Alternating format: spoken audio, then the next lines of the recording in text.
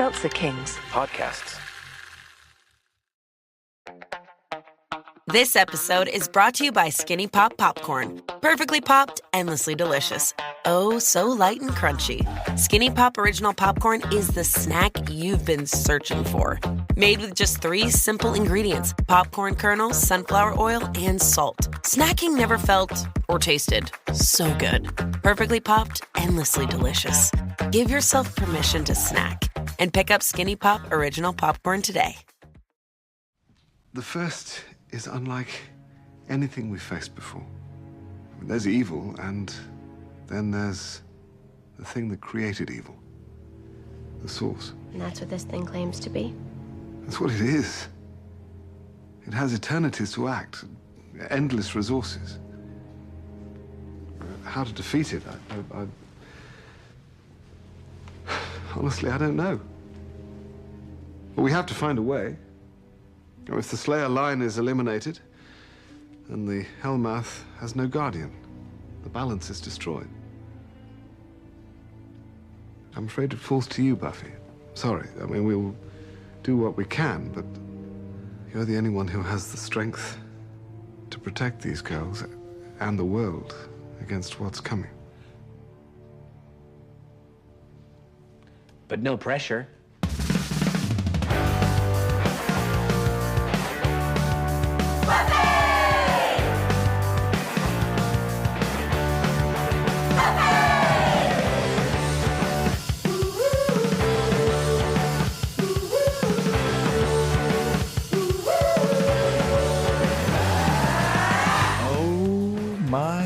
Goodness, everybody. Welcome to another episode of Boys Watching Buffy. We're just 2 boys watching every episode of Buffy the Vampire Slayer for the first time, giving our review, our reactions.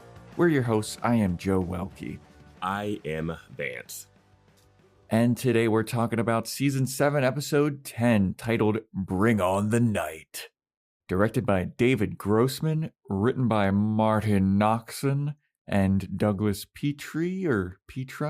December 17th, 2002 is the original air date to an audience of 4.79 million people. And before we get into this episode, everybody, we've got a shout out. Shout out. Special Spotify shout out to I am BTVS, and you are too, I believe that's what it is. Discord user. It's I'm Discord BTVS name, right? and you are. And you are.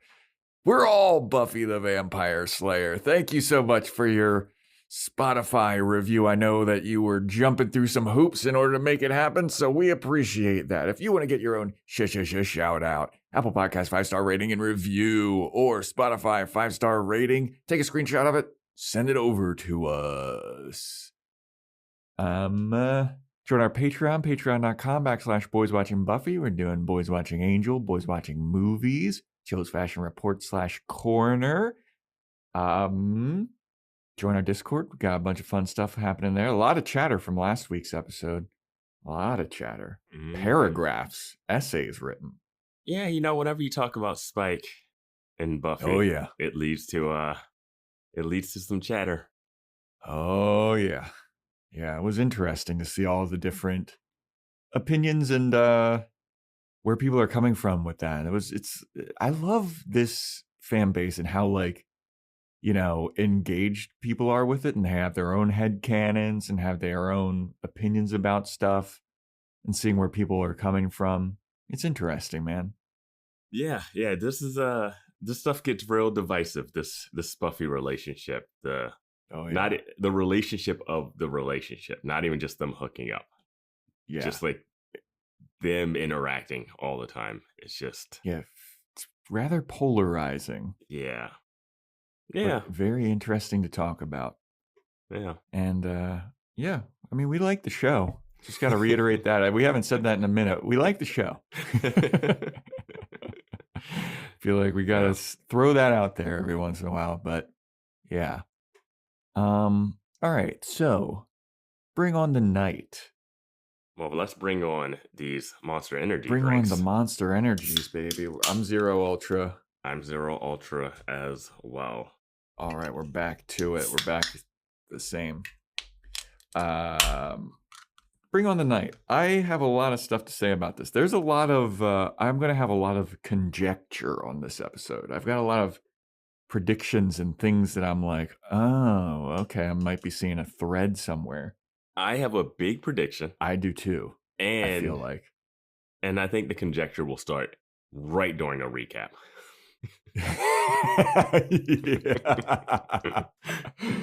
Yes. So, speaking of the recap, we get a big, hearty, long one. We get all of the girls being killed, right? Mm-hmm. All the the girls that we've been seeing getting killed by the cloaked people. Mm-hmm. Then we get that scene of Giles about to get an axe to the head. Mm-hmm. And they cut it much earlier. Yeah, they this do. Time around. Yeah, they do. Because when we've seen that scene previously, the axe is about, 3 inches away from his head. Mm-hmm. This time around, it was just like kind of the cock back, maybe a little tiny bit going forward, and then they cut it there. Yeah. So that was an interesting choice.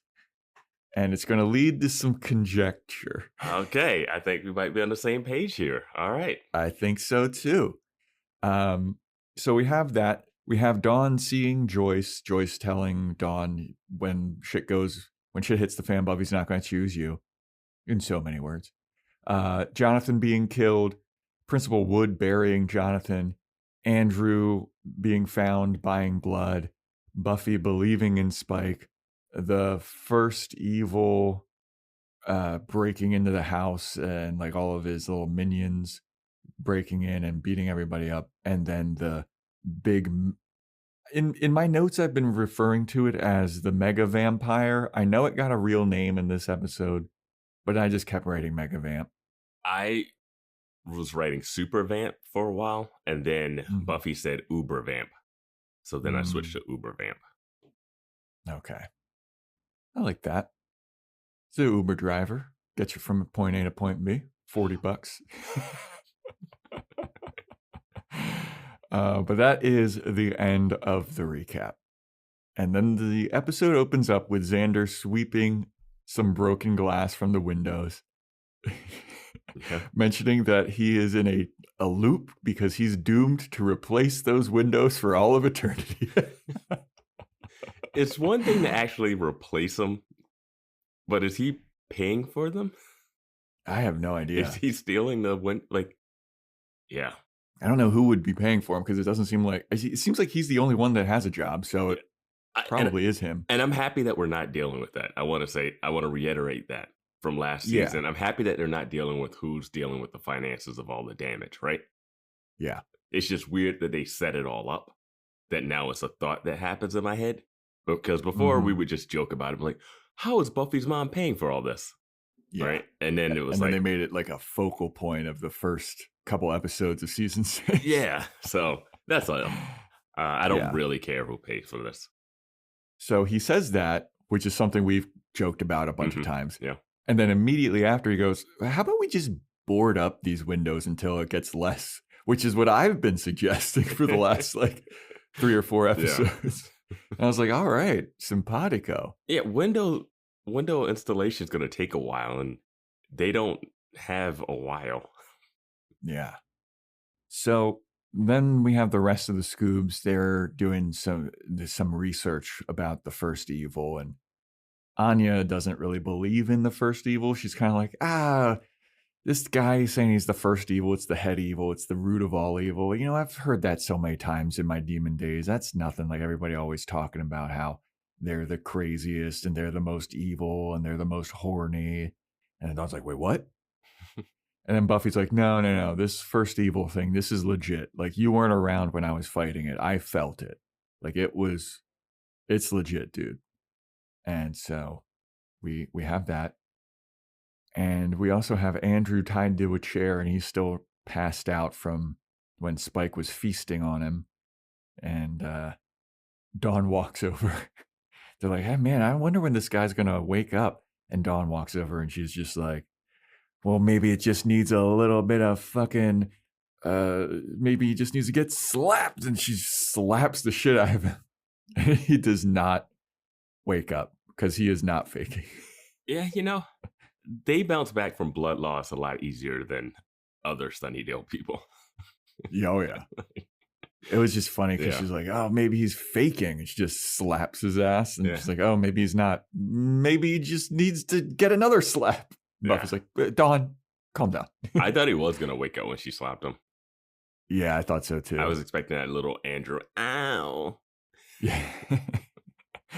But yeah, Buffy's like, everybody stop fooling around, start researching again. And Dawn's like, oh man, Anya got to hit him a couple times. I want to hit him some more. Buffy's like, no, we just need, you know what we need? We've got all these books and there's no information about the first evil. What I really need is the Watcher's Codex. Can somebody hand me the Watcher's Codex? And then a middle-aged hand reaches in and gives her the Watcher's Codex. And it's Joyce. And Buffy looks up. Middle-aged hand. So specific, Joe. I could tell from the hand. I could tell. But Joyce goes, here you go, Buffy. And Buffy looks up and she's like, what? And Joyce is like, hey, what's up, Buffy? How's it going? And Buffy's like, no, this is fake. This is the first evil. You're fake. And Joyce is like, nah, dude, I'm not fake. I'm not the first evil. You need to get some sleep, my dude. You are looking pretty rough. And Buffy's like, no, I'm not. You're a lie. This is all a lie. And Joyce is like, yeah, okay, but you should really catch some Z's though. You're gonna get really tired. You're not gonna be able to have all your strength for this first evil fight. And Buffy is like, no. And then of course it is a dream because Buffy is passed out because she's so zonked. And the Watcher's Codex doesn't exist. And if it did, they wouldn't have it. Yep. And Xander is the one that wakes her up and he's like, hey, what's going on? Are you all right? And Buffy's like, well, yeah, I just dozed off a little bit. And Xander's like, well, yeah, you were really talking too. Like, what's going on? Were you dreaming about anything? And Buffy's like, I wasn't dreaming about anything. Don't worry about it. So then we go over to Spike. Spike's being dragged across the ground by what are they called? The first evil minion people? The Bringers. They get the name the Bringers in this Okay. episode, which is weird because Yeah, didn't they the have first a different said name? Harbingers last episode. Yeah, whatever. Yeah. So the Bringers are dragging Spike across the ground and fake Spike shows up and he's like, oh, you just couldn't leave well enough alone. And then fake Spike turns into Drusilla. Nice little, good seeing Drusilla again. Mm-hmm. And she starts taunting Spike and then the big vampire, the mega vampire shows up and he starts beating up Spike and Drusilla is a big fan of this mega vampire beating Spike up and she's like, oh yeah, you're gonna get what you deserve. You had this coming and it's not gonna stop until you like join us or whatever. And yeah. Yep. Interesting. Yeah, that's kind of it for that scene. Yeah. He's got his little carvings in his chest that would not bleed as much as they did in that last scene. Right? They were just like pouring out on like they were poking him, you know? I mean, maybe vampire anatomy is different, but he was bleeding a lot. Yeah. Also, dude, Drusilla looks so skinny in this. She is. She's like, always been. I didn't remember her being so skinny. Like she's always wearing more stuff. You know, this is like fully arms sense. exposed. Yeah, like you could see the veins like in her arms, like crazy. I was like, oh boy. They get a lot of thin people. People. I'm happy that like Allison Hannigan and Sarah Michelle Gellar are back to like being a normalish weight. Yeah, yeah, man. Seeing stuff that just makes me so depressed. But like if you look at Juliet Landau now, she's still very thin. Like that's just her build. Yeah, I know that some people like are more built like that, Yeah. and there's nothing really they can do about it. But it's just like, oof. Yeah. But anyway, so then we go back to the Summers house, and Dawn throws a glass of water in Andrew's face, trying to wake him up, and it doesn't work. And she's like, maybe we should. She goes and sits on the couch next to Anya. She's like, maybe we should try something else. And Buffy comes down. She's like, what are you guys doing? Well, Buffy comes down. And Dawn just goes, nothing. And Buffy's like, what? And Dawn's like, oh, I thought you were going to ask what we were doing. We're not doing anything. Don't worry about it. And then miraculously, about 5 seconds after he got water thrown into his face, Andrew finally wakes up. And he's all choking. He's like, and he wakes up and he's so happy that Buffy saved him. And he's like, oh, please, I'm so thankful that you saved me. That was really nice of you. And then Buffy, Dawn, and Anya stand up and they surround him, kind of. And they're all arms crossed. They mean business. And Buffy's like, yeah. And now it's time for you to give us all the info that you know. And Andrew's like, I don't know much about it. Maybe you should. And Buffy's like, no, you know information about the first evil.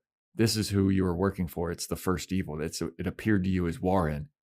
And then Andrew goes on this whole thing about like, the first evil. That doesn't sound very intimidating. That's a really stupid name. Like usually somebody has like a more intimidating name like Darth Vader or, like Lex Luthor. Lex. Yeah, Lex, yeah. And then Buffy's like, hey, back to the point. Where is this seal that you were killing Jonathan in front of? Which I don't know how Buffy would have known about the seal. I don't know what he told Anya and Xander before he got bit. He was starting to tell something, so maybe that information got passed along off screen. Yeah. Maybe. It might have, because we didn't see him say that. We just saw him get like beat up. Well, he was saying something. He was in the middle of the story when he got pulled through the wall. Yeah, I didn't care. I was like, let's just get to it. Yeah.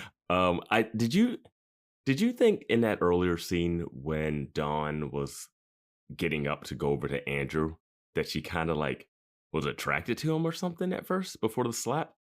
It had the way she was looking at him was very different.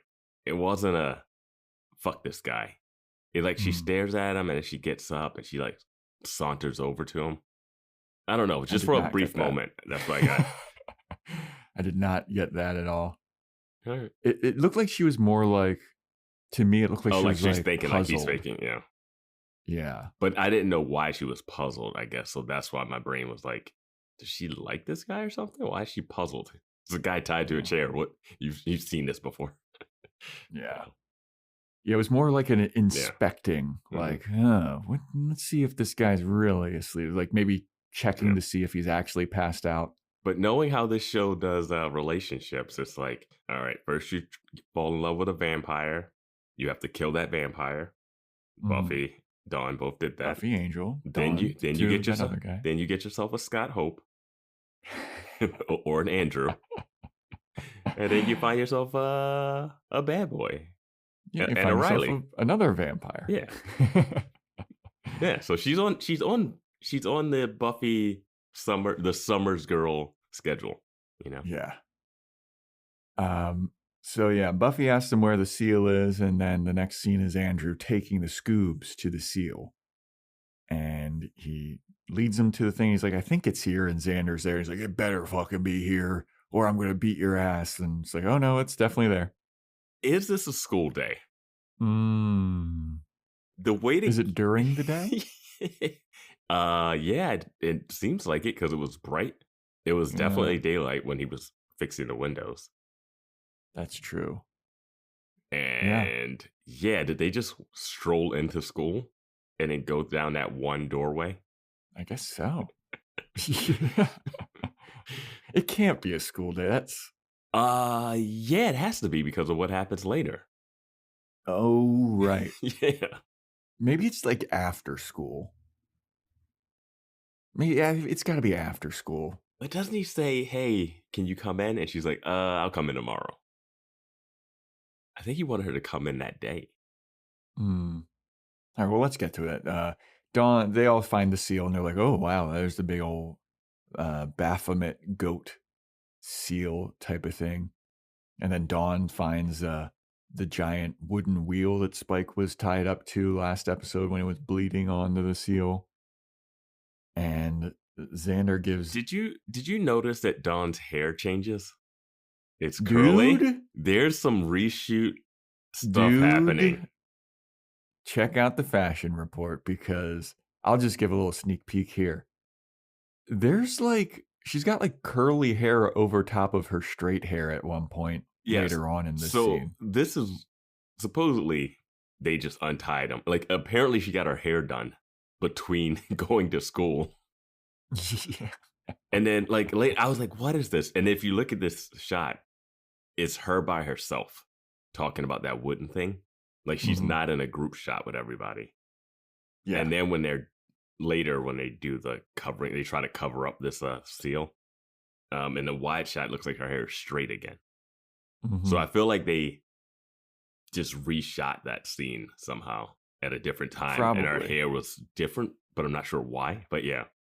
Yeah, because later on, there's definitely curly extensions over top of her just very straight hair. Yeah. And they didn't think that Joe Welke would notice. Or Vance Tucker. But we are the nitpickiest of nitpicky motherfuckers, all right? It's just kind of obvious if you go from scene to scene and someone's hair completely changes. I've got a fashion show that I got to screenshot stuff for, and you're not getting anything past me, baby. As we missed everything else in the scene. Yeah, we didn't know who Miss Edith was. How could you miss who Miss Edith was? Sorry. We're not doll experts. Yeah, we're fashion experts. All right. With quotes around it. But yeah, Dawn finds the wheel that Spike was chained up to, and she's like, man, there's a bunch of blood all over this shit. Then Xander yells at Andrew for killing Jonathan. He's like, how could you kill Jonathan? How could you do that? That was your best friend. And I was like, was he? I didn't think he was. I mean, yeah, I think he was. The three of them were friends. I mean, he hated him at the end when he became in love with Warren, but yeah.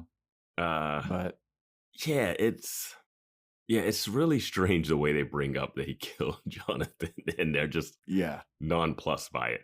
They're just they don't care. They're hanging with a straight up murderer. I mean, I guess it's the logic that they're the same grace that they're giving to Spike because the first evil was telling him to do it. Yeah, they're just so casual about Jonathan being dead. Right? They're casual about that. It's crazy that they're as casual as they are about just having a murderer in their house, man. And they don't even go, where's Jonathan's body if you killed him here? Oh, yeah. Detective Buffy, come on. Yeah. They're like, oh, yeah, we're so used to bodies just magically moving because we, Yeah. Rather than ask any questions about that, Buffy's like, quick, fucking cover up this seal. Just throw some dirt on it. We cannot have this out. I'm glad we put a warning at the top of this episode that this is going to be us. Getting a little nitpicky on this one.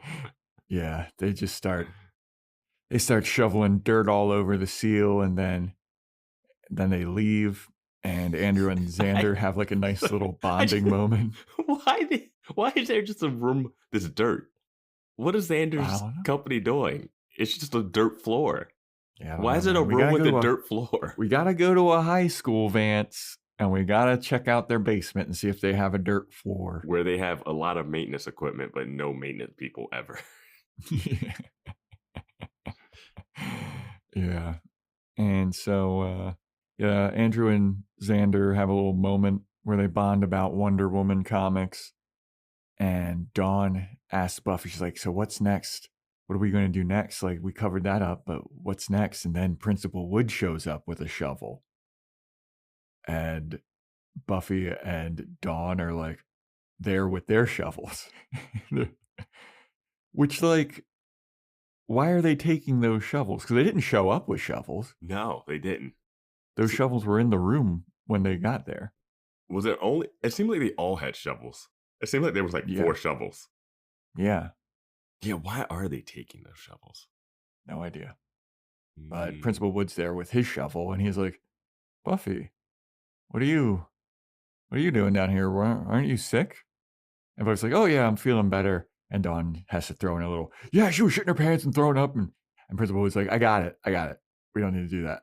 Okay. And then so they're talking. They're like, oh, okay, well, this is funny seeing you here. And then Buffy and Dawn notice that Principal Wood has a shovel. And they're like, so what are you doing with that shovel? And he's like, oh, this? Oh, I found it outside and I know it's like one of our groundskeepers, so I'm returning it to him. And then Principal Wood looks at them and he sees their shovels and he's like, what are you guys doing with shovels? And Buffy and Dawn are like, oh, I'm just helping Dawn with a science experiment. Yep, that's what we're doing. Yep. And Principal was like, okay. And Buffy and Dawn are like, okay. And then this is where Principal Wood is like, hey, you should really come back to work if you're feeling better because I got kids lined up. They need counseling, man. These kids are disturbed in this fucking school. And you're the There's only a line out there. You're the only one that can help. And Buffy's like, okay, yeah, sure.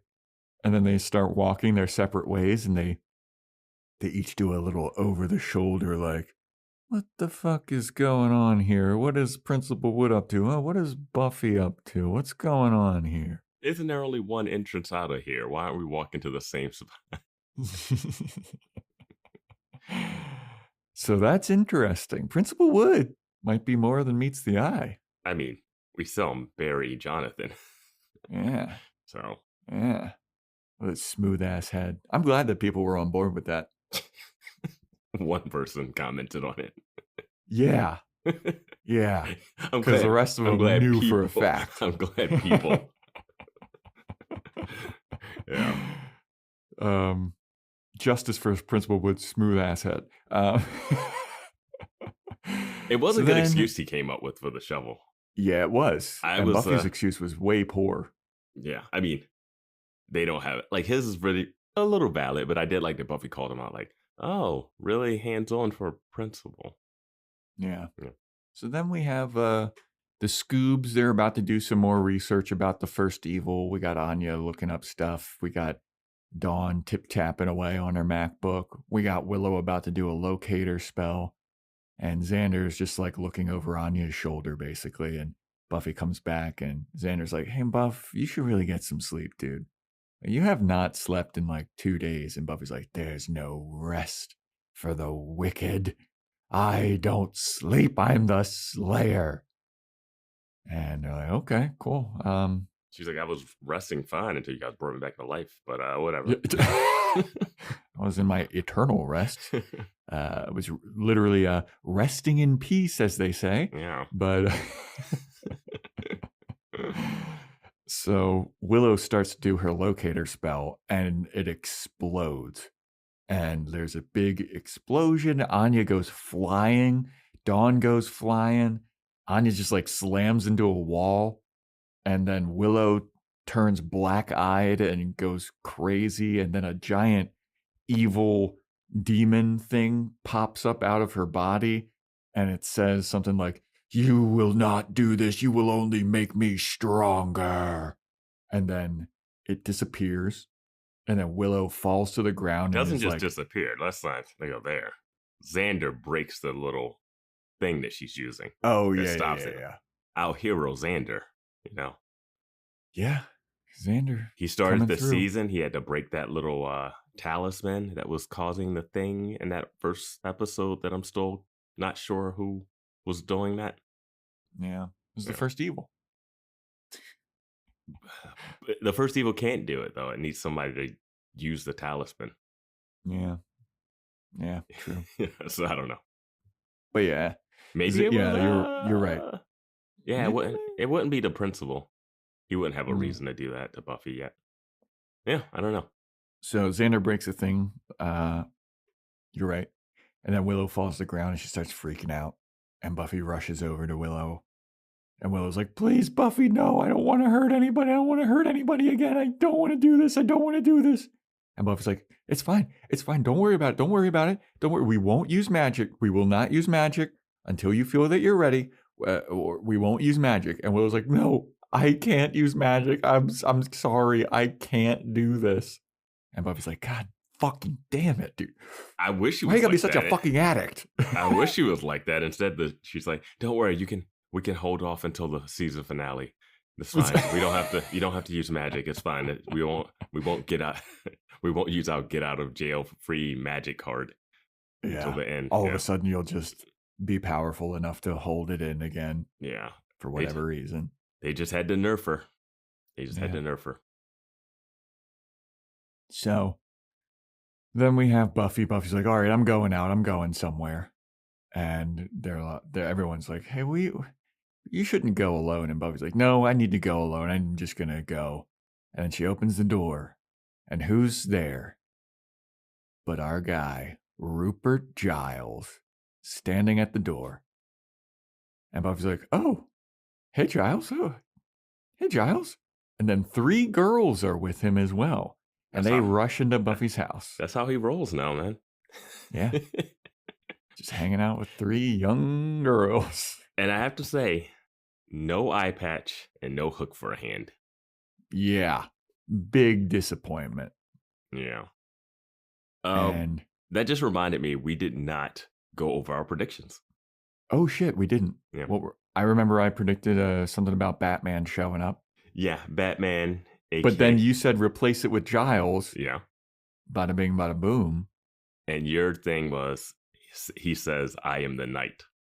Yeah, he didn't say that. Didn't say that. And mine was the first runs amok. And what I meant by that, I was considering that the vampire was the first, but it's not. And I thought that vampire was just going to cause chaos on the streets. And it does not. Yeah. Yeah. So the 3 girls that are rolling with Giles, it is explained that they are potential slayers. And Giles explains that the first is trying to kill all of the slayers, and now all of the potential slayers and their potential watchers are on their way to Sunnydale. They're reinforcements. And the other girls that we've seen that were being killed by the cloaked guys. Did he say that there are more people? He didn't say that more are coming. Did he? Yeah, he did. He did? Mm-hmm. I thought these were the last ones. I think he said that like they're getting all the ones that they can. So those are the 3 that he had. No. But I feel like he said that there's more on the way. Pretty certain. Okay. I don't know. But yeah, so the girls that Buffy saw in her visions and that we saw, that we were like, who the fuck are these people? They were also potential slayers. And the first evil is going ahead and killing all of them and their watchers because they want to end like the Slayer bloodline, I guess. Mm-hmm. And then people are like, what the fuck? How are they doing this? And then Giles gives some more history about who the first evil was. And he tells everybody that the first evil predates history. And that's why you don't really see much written about it. And it's really just kind of an amorphous thing. So it more influences people rather than just like show up as the first evil. So it's really hard to pin down what is the first evil's doing versus what isn't it. So it's tough to really tell what is the first evil. And then he also says that the Watchers Council was obliterated. And he is then talking about like before the Watchers Council building got blown up, I went in and I stole a few books from them because I heard about what was happening. And I knew that they wouldn't just let me have the books because of bureaucracy. And they're always pencil pushing and doing all this bureaucracy. So I just went in and stole it before the building blew up. And Anya's like, did you blow the building up? So you stole the books and you blew the building up? And Giles is like, no, Anya, I didn't blow the building up. Then Andrew shouts something and they gag him. He shouts, and it cost them their lives as he's telling this story. And it's really a funny moment. Yeah. And then Buffy's like, can we gag him? Xander just like slaps his legs, dad style, gets up, duct tapes him. Yeah. And then Giles says this. He says, the first can't take a physical form, and it can only appear as the dead because it can't fight on its own and it needs to manipulate others. And the first is the source of all evil, and Giles doesn't know how to defeat it. But they need to defeat it, and it all falls on Buffy. So I think this is a place where I have my conjecture. Yeah, I think we're in the same thing that we think that Giles is dead. Yeah, Giles is the first evil. In disguise. I think one of the girls is also. Well, I don't think it could be two of them. But there's a moment later that's just interesting. But I want to go back to, before we go, let's dive back further into the scene.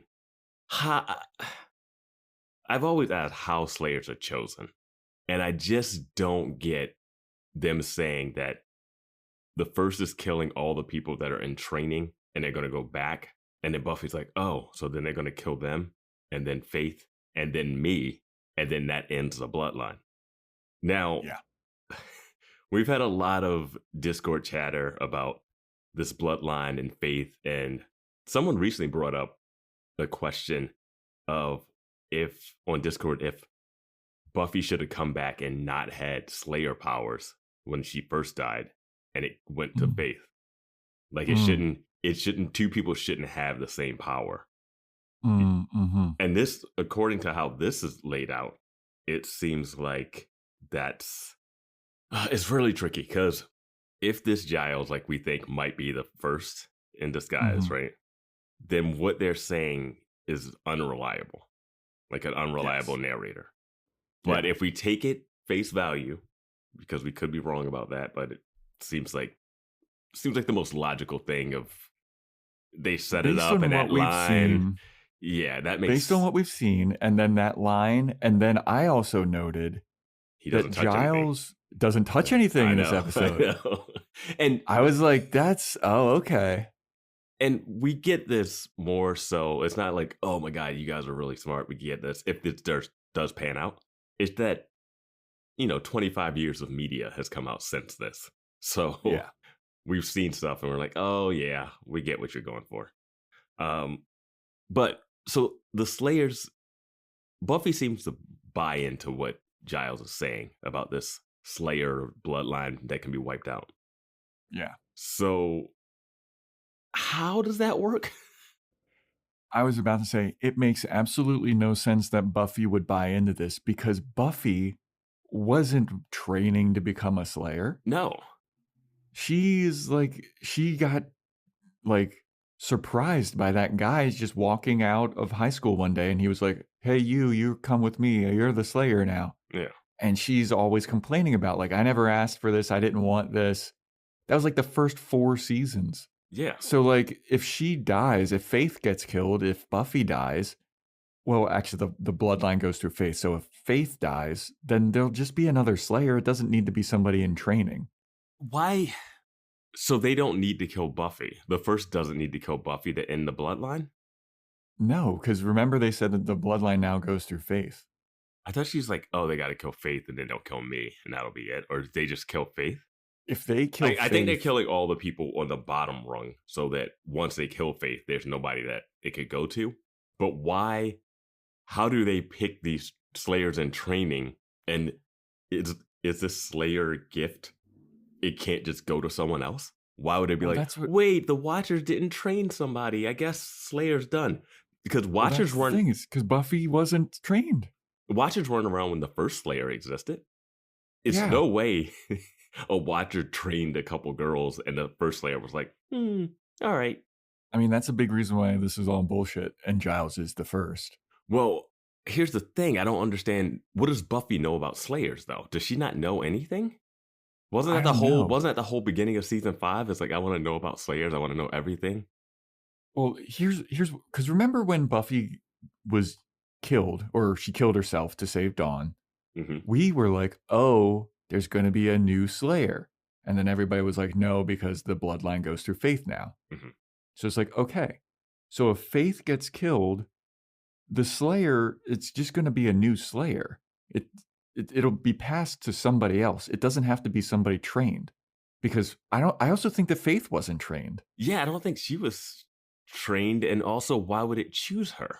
Yeah, but that's the other thing too. Is Is question, like, why did it choose Faith? Because it doesn't like. Yeah, Yeah, I just don't. Because Kendra was being trained. Yes. Which was strange. Mm-hmm. And I remember when that happened, we were like, why would it not always choose somebody that's being trained? Because Buffy wasn't being trained. Yeah. And it's just, I don't know. I've just always been confused by the Watchers and how Slayers are chosen. I like it being random. Yeah. But they made it that it's not random, but it was random for Buffy because she randomly moved to, like, no, she was in Los Angeles, and a guy says, "Hey, you're the Slayer." Yeah. And that was it. Yeah. I don't even know how they know when a Slayer is created. You know what I mean? Like, it's not like they're like, they wake up and they have a weird, there's not a signal that goes out. There's not a Slayer signal. I mean, I guess their Watcher would report back to them. But if you don't have a Watcher, Buffy didn't have a Watcher at that time. Had a Watcher. Buffy didn't have a Watcher. Yeah. Well, Faith also didn't have a Watcher when she first showed up because her Watcher got killed. Well, her Watcher got killed, but she had a Watcher. Like, her Watcher got killed, but I don't know when she had that Watcher. Yeah, but there was like a 2-week period before Wesley showed up. No, I'm saying that she already previously had a Watcher when she got her powers. Yeah. Maybe it's because the Watchers don't exist anymore that would end, like, it just doesn't. No, but I'm just saying, they tried to explain. Like, how did the first guy know that? Questions. How did the first guy know that Buffy was the Slayer? Yeah. Like, how do you walk up to a school full of high school girls and go, like, that one, she's the Slayer. I can see it? What is it? Is it that they see that she's the Slayer, or do they choose that she's the Slayer? I don't. Well, then where's the power come from? Yeah. Because then again, if they're choosing it, why would they fucking pick Buffy? Why would they pick Faith? Yeah. I don't understand why I don't think they can.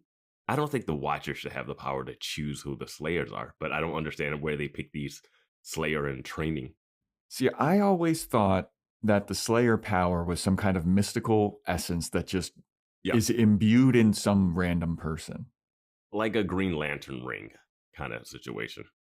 Yeah, it's like it just gets passed down and there's no rhyme or reason, or like maybe the Slayer ghosts or something. It just has an affinity for teenage girls too, you know? Yeah. Why does it gotta be that? That's so weird. Like we're getting like really nitpicky about this, but like when you bring it back to like it's always a teenage girl, it makes me feel a little icky. Yeah. Like if Giles showed up with like 2 girls and then just some like middle-aged guy, that would be hilarious. If it was one of the people from Angel, that really annoying character from a couple episodes of Angel, if that was the guy, that would have been funny. Manny? Yeah, he's you know, I have a sleigh, I guess. But yeah, like again, like I'm do sure you remember that movie? I'm sure it's in the comics or something. I'm sure it's in like some wiki lore that you could read about. But in the show, they don't explain it. Yeah, they probably remember there was like a Slayer handbook that Giles was supposed to give to Buffy, but he was like, I figured that you wouldn't fucking read it. And then he didn't give it to her when she was like, I need you to stay and tell me everything about Slayers. And he's like, well, I've been saving this little thing where you can actually meet the first Slayer. I've been holding out on that for 5 seasons. Yeah. Do you remember that movie Us, the Jordan Peele movie, where there was like doppelgangers and stuff? And then like it was really great up until it started to try to explain stuff, and then it all falls apart. Yep. That's how I'm feeling about this right now. But I also am of the mind that Giles is the first evil, so none of this matters anyway. I just don't think that Buffy should be able to be like, oh yeah, they're right. She should know enough about her own situation that she's been talking about and fighting about and being very dramatic and superior about. Dude, when he shows up with the 3 potential Slayers, And he's like, they've been training. Buffy should have been like, what? There's potential? How come I didn't get any kind of training like that? Yeah. Are you kidding me? Why am I the Slayer? Like, that was... And why are you training 3 at the same age? Like, right? are they going to... Because they're going to age out by the time... If one of them survives and is like a year older, say one of them survives to 2 years, right? Mm-hmm. And these girls look like they're already over 18, where you would actually put them through that ringer, that test. With Kralik. Yeah. What was the Kralik test? It was like...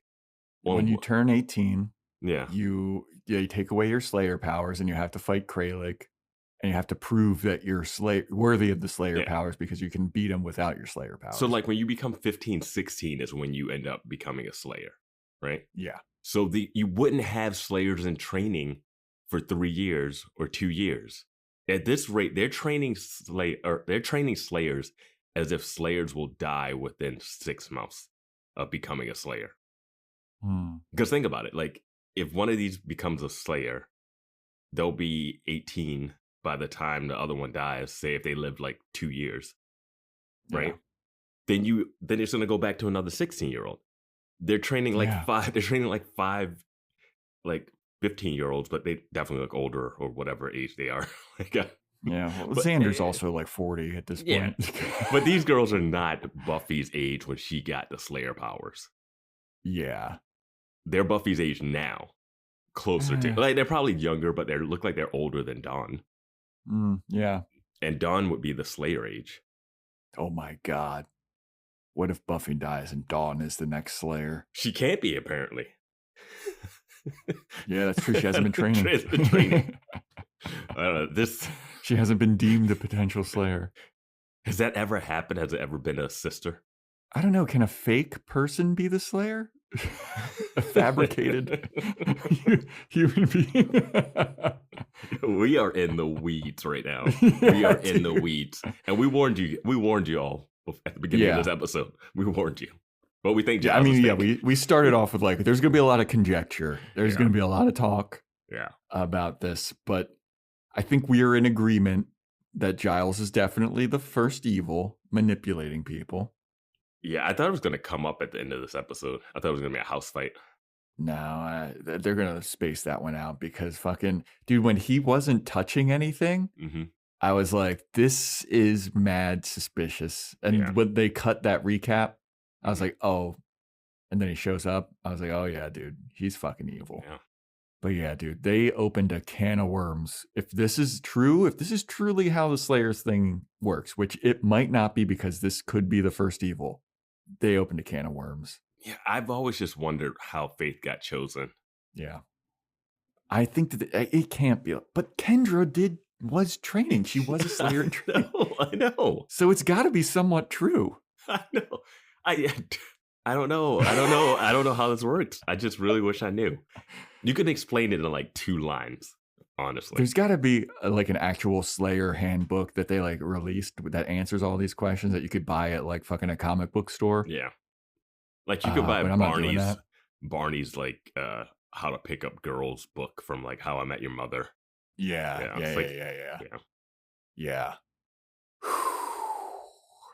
Yeah, this scene was a doozy. Yes, this information was a fucking doozy.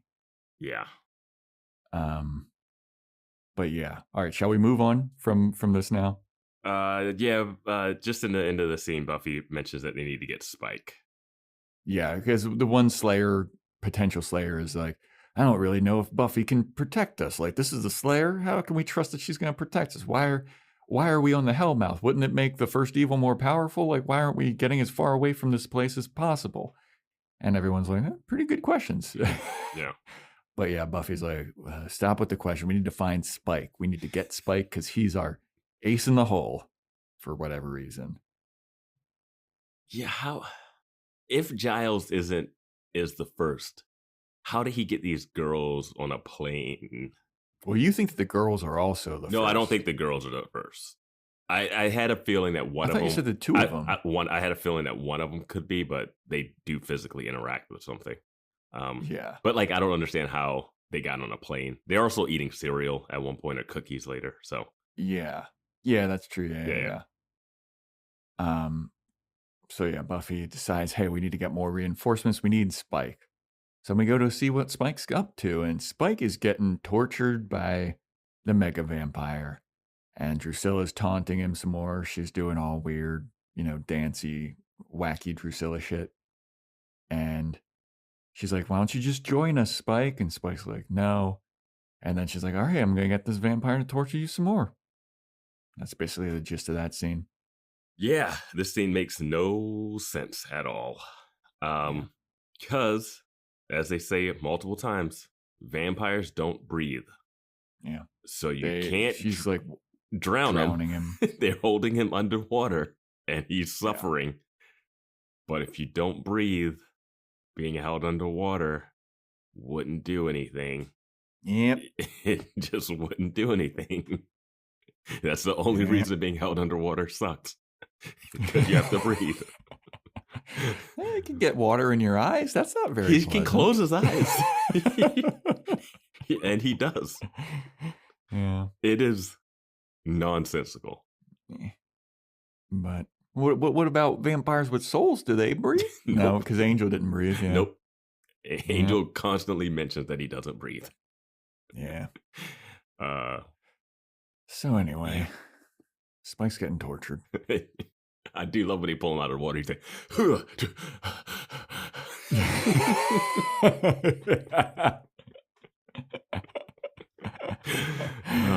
they got to find a way to get these actors not to breathe so they can play the role right.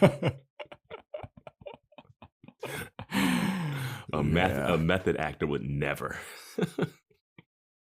So Buffy is talking to Giles, and she's telling Giles where she first saw the first evil, and it was under a Christmas tree lot, and they're walking around Main Street. And Giles is like, is that in that episode that nobody likes? And Buffy's like, yeah, it's amends. Yeah, I was really happy when they brought that. I was like, okay, cool. I did remember it right. Yeah. So Buffy is walking around, and there's a bunch of Christmas stuff up, and Buffy's like, I didn't even fucking realize it was Christmas time, dude. Like, I've been so swept up in all this evil shit that's going on. And Giles is like, makes sense. Makes total sense. And then Buffy tells Giles, like, hey, man, I've really missed you being around. Can you make some time, like, after this is all over, if we survive, make just like a vacation trip out here? We can all just hang out. He's like, all right, yeah, sure. If we all get through this, yeah, sure, I'll visit. Yeah, because there's been so many peaceful days in Sunnydale. Yeah. So then we go back to the house, and Andrew's asking Xander, hey, how long have you followed Buffy and her leadership? And Xander's like, I'm not a follower. She's my best friend. He's like, well, she's got a lot of great leadership qualities. Like, she's got some really strong, and she's got really shiny hair. It's awesome. That's what he loved about Warren. Oh, yeah.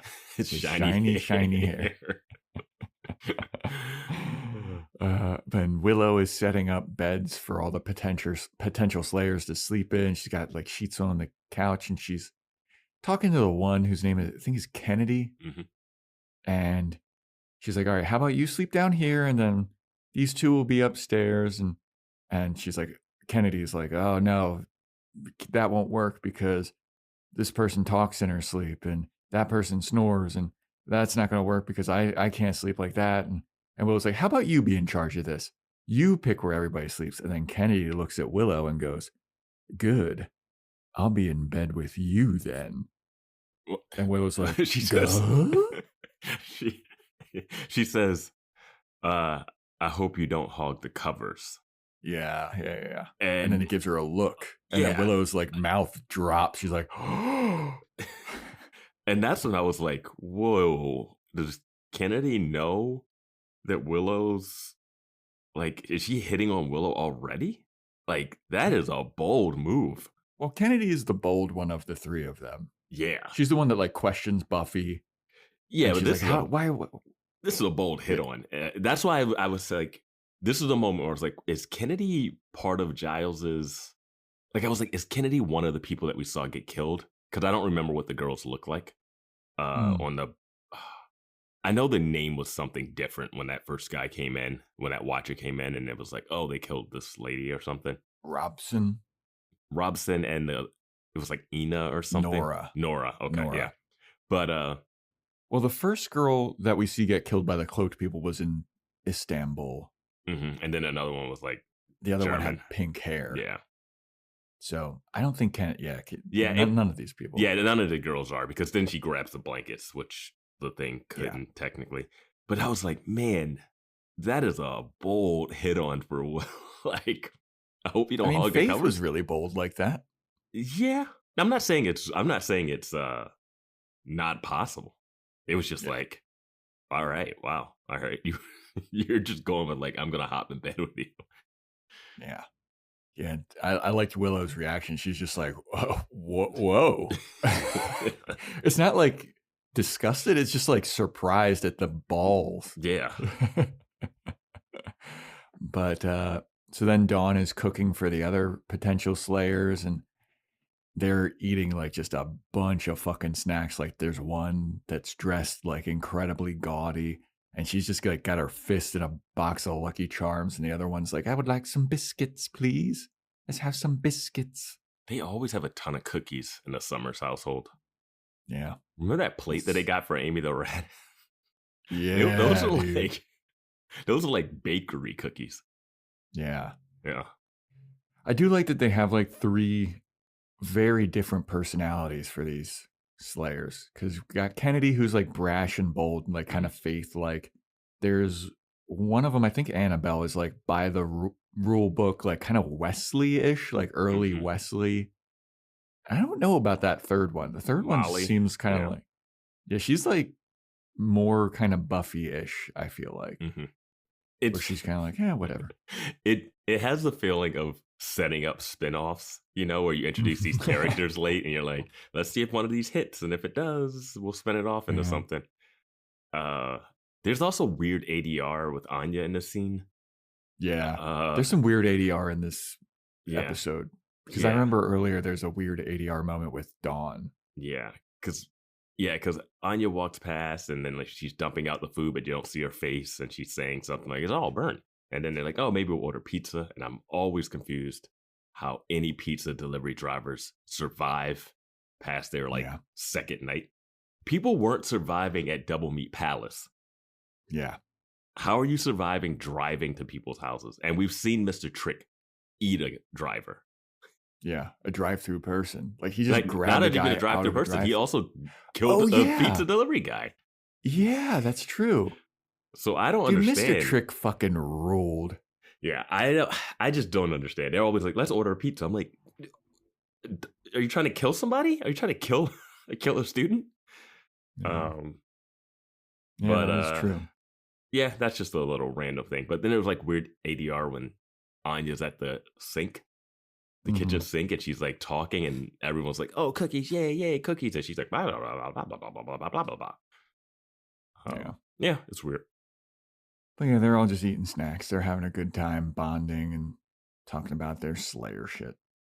So then we go back to Buffy and Giles, and they're at the Christmas tree lot, and they're like, "Well, where was this cave that you saw here?" And Buffy's like, "I could have swore it was right here." And she falls down into a hole. Yeah, and I wrote in my note, Sunnydale is one big death trap. Dude, that hole was so deep. It was like 20 feet. Yeah. I mean, and Giles like looks down. He's like, "Whoa, you all right?" And Buffy's like, "Yeah, I'm fine. Just my knees bend backwards." I was like, that's not good. I'm like, if you weren't a Slayer, you'd be probably dead down there. Yeah, and that's just like the fall. That's in a field. Yeah.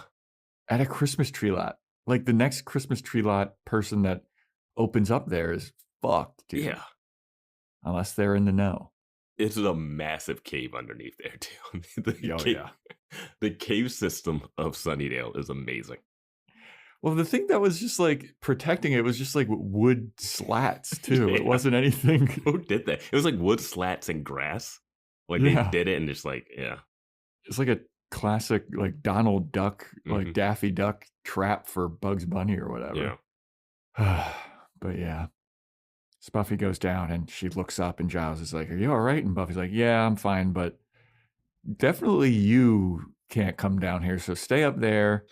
Wait for me to get back. I'm going to investigate." And Giles is like, "Okay, I'll definitely not be going down there." Also, it's weird that I'm just standing here in this empty field. Right? Buffy saying I'm going to investigate. I'm like, you know that the thing that you're fighting is strong. Yeah. Somehow she beat it though. For a little bit at least. She beat it when in the men's episode pretty quickly. Oh yeah. She has faced off against this thing before, and it was an episode long arc. Yeah. So Buffy's investigating, and meanwhile, you see in the background something is like following her with the little like swoosh, and you can see it shadowy figure lurking in the background. And Gnarl, is that you? Gnarl? Gnarl, my boy. Who else would you see in Clem? caves? Clem? Is that you?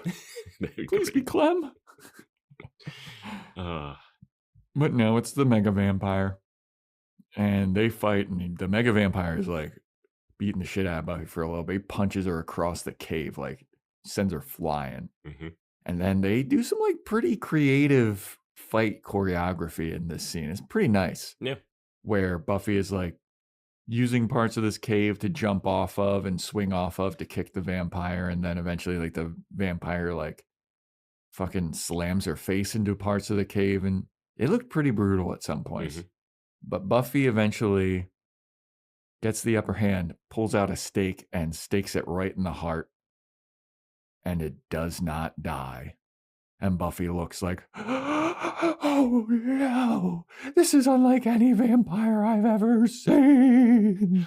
You just gotta throw your hands up and be like, what? Vampires can like drown now? They can they can take stakes to the heart. Slayers are chosen by watchers.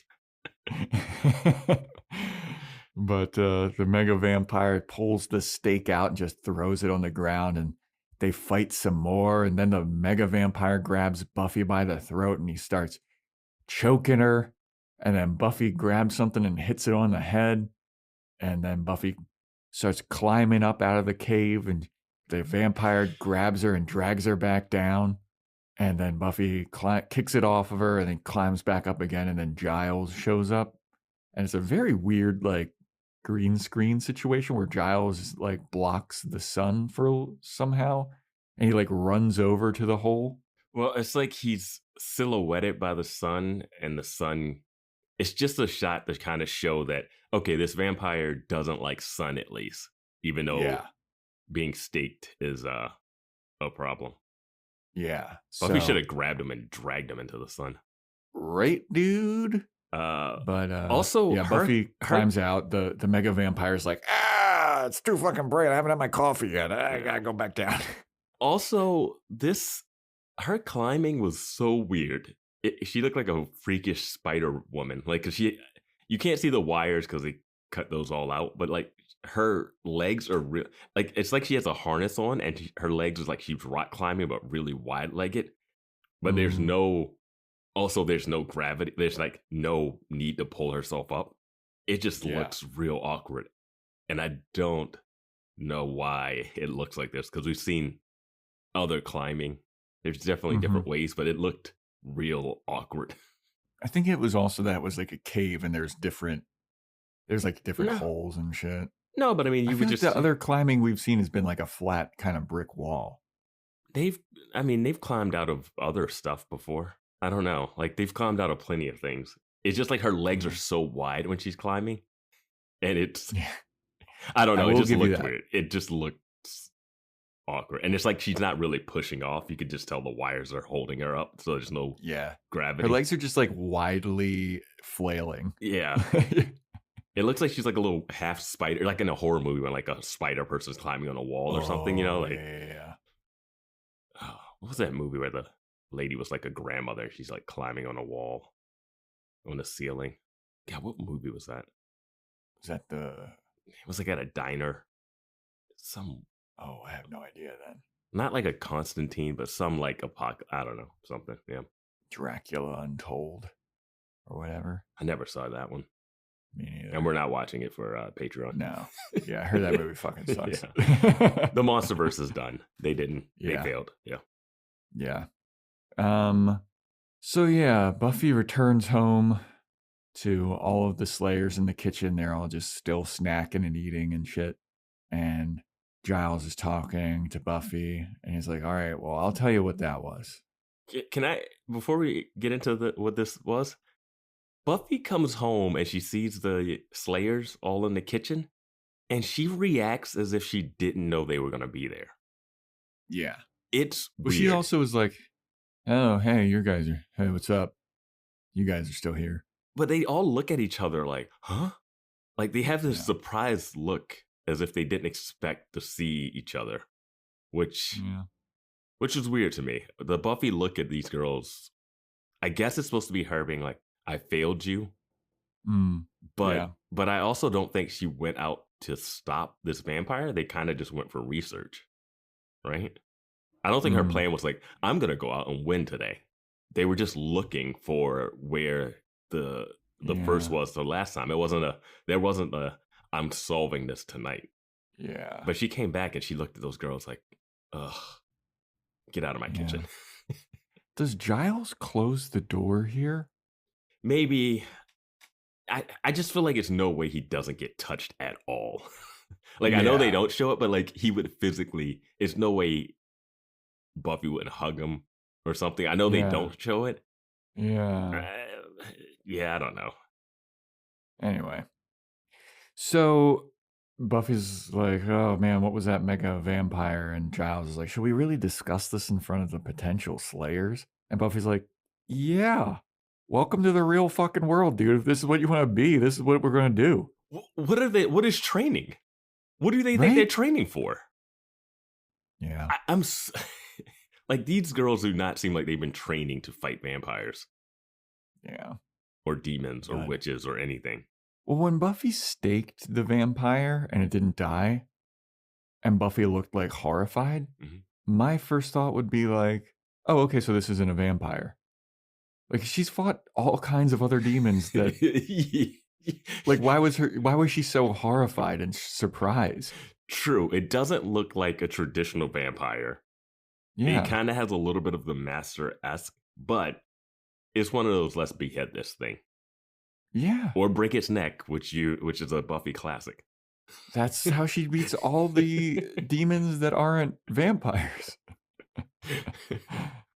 Stab it through the face like the one from Gingerbread. Oh my God. Did I get it? So good. That's so good. Did I get it? That was such a good kill, dude. Did I get it? It's just just a perfect Buffy reaction. Like her just looking around and that wide shot. It's just perfect. People that don't like Gingerbread, they don't know what's up. That's a great episode. It's pretty damn good. Mm-hmm. It's the origin of Amy the Rat. It is. Who is called Amy the Rat in IMDb descriptions. Amazing. Yeah. But yeah, so Giles is like, all right, if you want to talk about it in front of the younglings. You mean these 20-year-olds? Okay. So Giles is like, that wasn't just any vampire. That is the Turok Khan. It's a special kind of vampire. It's a primordial, single-minded killing machine vampire. It's unlike the new vampires. It's like how Neanderthals are to humans. That vampire is to the vampires that we've all fought and seen every single day of the week. And Giles always thought that they were a myth before. But now he realizes that the Turok Khan is an agent of the first. I love the things that aren't real in this world. Remember, I forget what episode it was, but leprechaun. Giles was like, fucking leprechauns, that's not real. Yeah. I was like, bullshit. Why would leprechauns not be real, but werewolves are? I mean, we saw a really tiny demon that they stomped on. Yeah, That that's not a nightmare one in leprechaun. the frat house. Yeah, that's not a leprechaun. Just because you're small doesn't make you a leprechaun. But you could see how people would like the game of telephone could be like, oh, that was a leprechaun. Yeah, but I also think if you go to Ireland, you might just find a leprechaun demon. Yeah, that's true. Like, I don't know. You know what? Okay, this is really random, but Right. someone reposted our the thing that we posted on Instagram of Anya singing about bunnies, Mm-hmm. and it still rubs me the wrong way that in the flashback scene with Anya, we didn't discover why she doesn't like bunnies. Dude, It, yeah. I just I'm thinking, I'm like, they had an opportunity. They had an opportunity to set it up. Yeah. There were bunnies around. She mentions bunnies. She keeps them. She's raising bunnies. What happened? What was the turning point? Yeah, I have no idea. She wanted to shag just like them as well. Mm-hmm. Yeah, that was so annoying. Yeah, This has nothing to do with anything that we're talking about. No. So I'm just wondering, we only have we have a decent amount of the season left to go, but I'm like, how are they going to shoehorn that in? I don't think they are. Yeah, That's over. Yeah. Was that just a deleted scene? I was like, why? Like, did they lose something? What happened? Yeah. All right. Joe Dean, go back and figure that out for us. So yeah, then the potential slayers start asking Buffy questions about the vampire and being like, well, what was it like? What was different? Buffy was like, it was unlike any kind of fucking vampire I ever faced. It was strong and it beat the shit out of me. You see all these cuts and bruises on my face? I got fucked up, dude. And then Giles is like, Buffy, maybe... So it obviously doesn't like sunlight. So since it's sunlight, maybe you should get some rest. You should get some sleep because we're going to need you at full strength to fight at night. And Buffy's like, no, I don't fucking sleep. I'm a no sleep gang, motherfucker. She's like, I gotta go do some research. I gotta go to work. I gotta help these kids. I just need to help these kids. I gotta help these kids. You got a kitchen full of kids right now that need your help. So crazy that Buffy's got a job at a school, at an office. I predicted that she would get an office job too. She's got a cubicle, dude. It's so sad. So yeah, Buffy goes to work. She's Googling evil. Yeah. And she's like, oh my God, there's 900 million results on this. And they're all Sunnydale based. Yeah. Just from the last week. Yeah.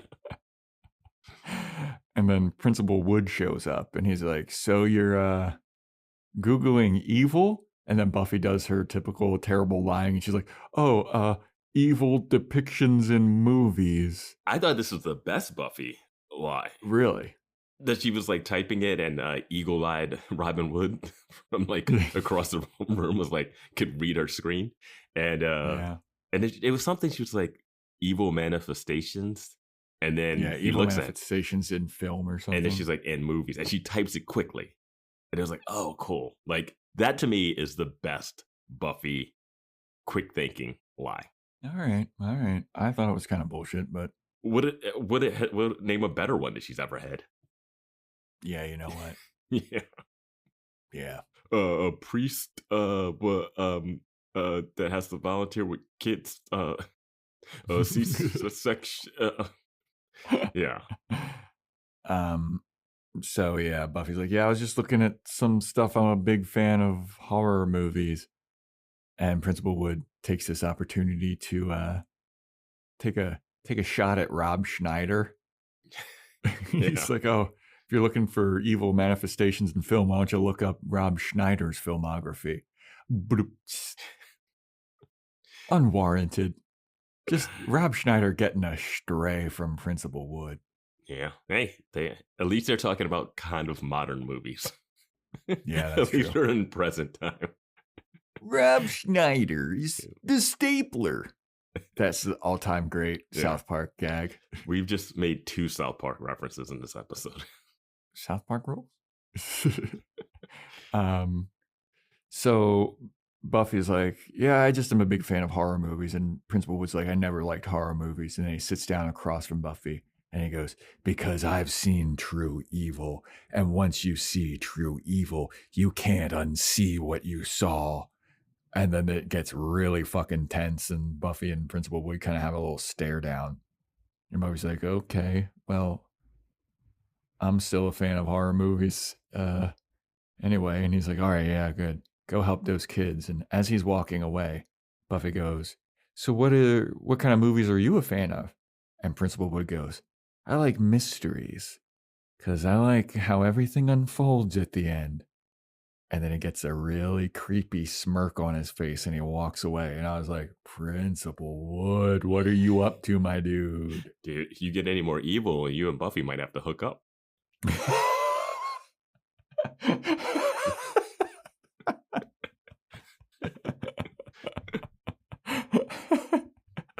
She likes men who hurt her, apparently. That's not what she's saying. That's not what they're saying. She pushes back. She pushes back. Oh, God. That creepy smirk on his face, though, I was like, oh. And it's not even the creepiest thing he does this episode. Yeah. Yeah, man. Principal Wood, I'm a big fan of his character, dude. He's really good. Like, I know I brought up 24, but he's really good as the brother of the president in 24. Yeah. Yeah.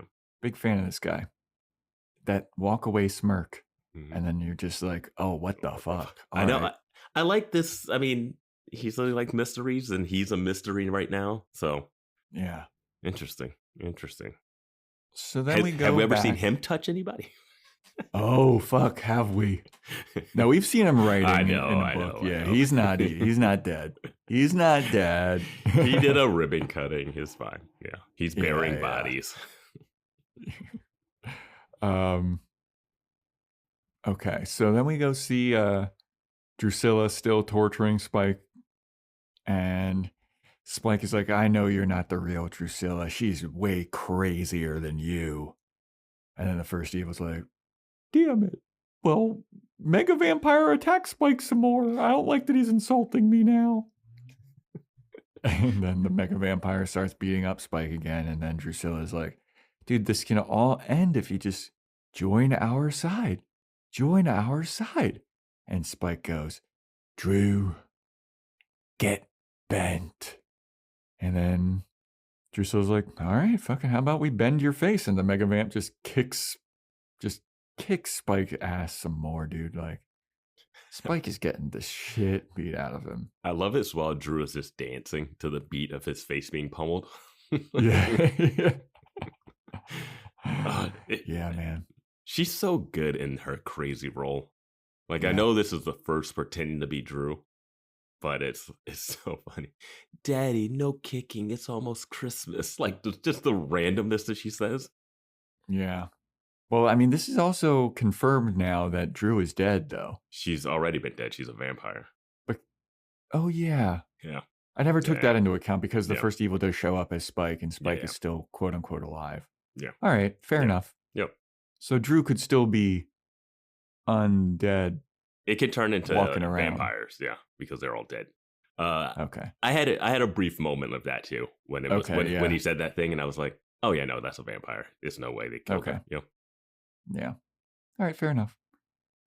So then we go back to school, and Buffy's in the bathroom, and she's like washing her hands, and she takes a look at herself in the mirror, and she's all beaten up. Like, she unzips her sleeve, which was weird. I never saw anything like that before, but she unzips her sleeve, and she rolls it up, and her fucking arm is all bruised. It's bruised as shit, man. If And if then only there's- she had a powerful witch that could heal her, that lived in the house. Well, she can't. She can't use magic, man. I can't use it. So then Joyce shows up and she's like, oh, Buffy, what happened? And then Buffy gets transported back home. And Joyce is like, Buffy, Wait, this is bad. did it transport it? They're not just in the same bathroom? No, because when the camera like turns around, I think it turns from And the it- mirror though, doesn't it? it turns from the mirror, but then it's in Buffy's like room. All right. I'm pretty sure because it's a different wallpaper because the bathroom is like the seafoam green, mint green type of thing.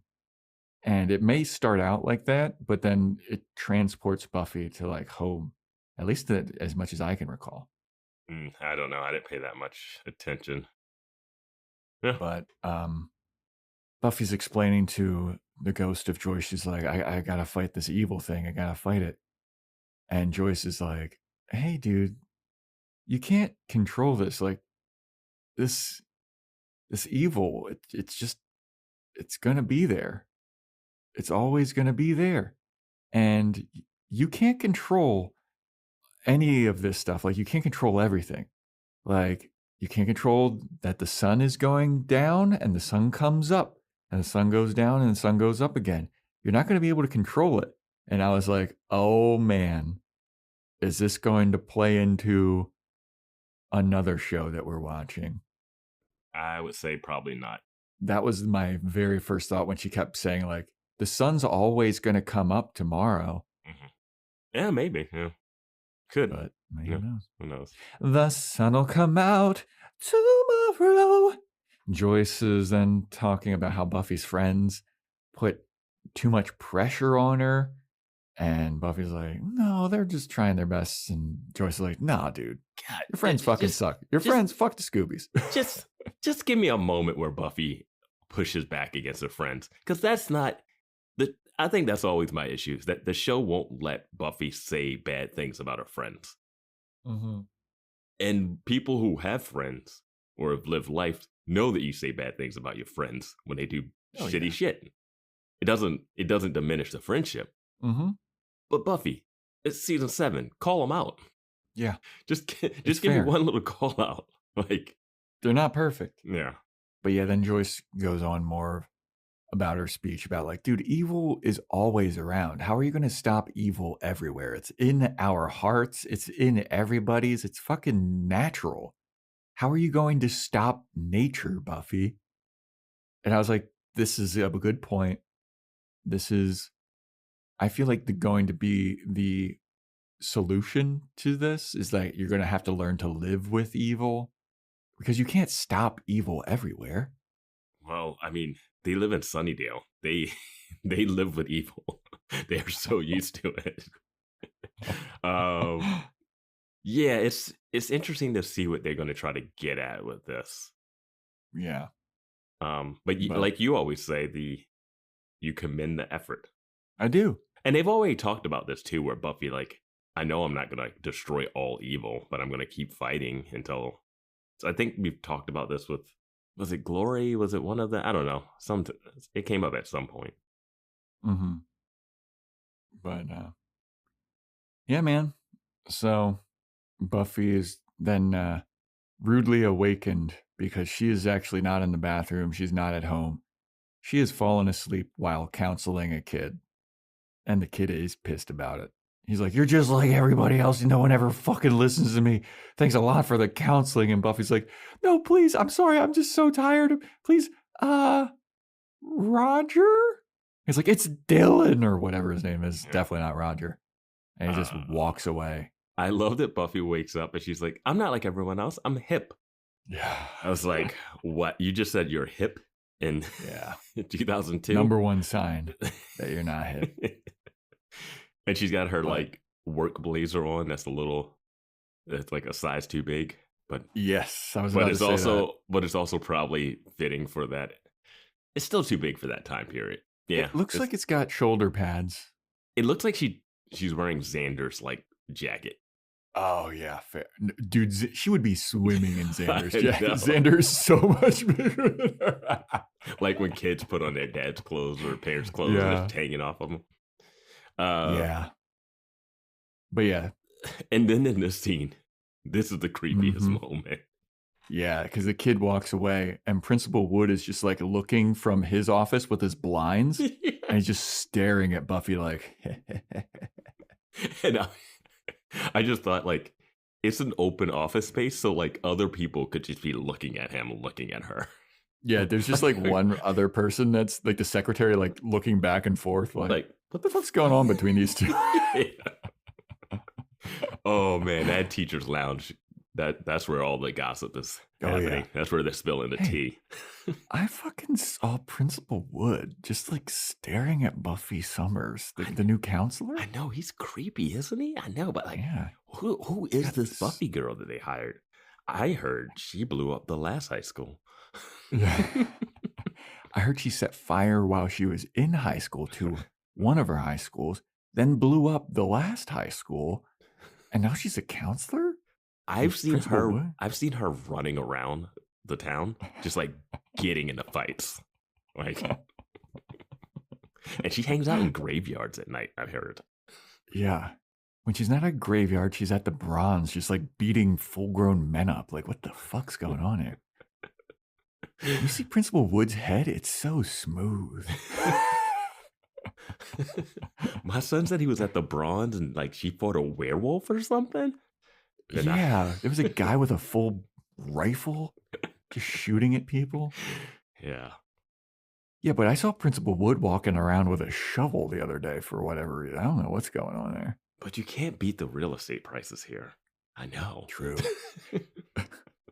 Honestly, I stayed late to grade papers one night, and I saw Buffy show up with a fucking bazooka. Like, what's the? I'm just not going to ask any questions. I got to get home before, there's always some kind of weird, dog running around here. Before I get one of those neck puncture wounds that Yeah. happens here all the time. God, Jeez. I just want to see a whole episode that's just other people in Sunnydale. Yes, dude. Just like the Simpsons did one where it's just like 100 like stories of just all the stories of people, and they're following like the dollar or something, and they just follow all the characters. I just want to follow random people in Sunnydale and see how you live in this place. Well, let me tell you something. My sister-in-law was a child services protector person, and she was investigating Buffy and her little sister, and she just went crazy all of a sudden. She put her in a mental institution for some reason. I don't know what happened.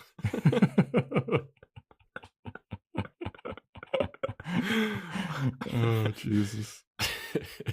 God, this is a small town. It's a one Starbucks Yeah. town. Mm-hmm. Yeah. A one double meat palace town. Yeah. So anyway. Yeah, Principal Wood is creepily watching Buffy. So this Joyce dream thing, do you think Joyce is a helpful force now? I do. I think she's Yeah. Casper. She's the friendly ghost. Okay. Yeah.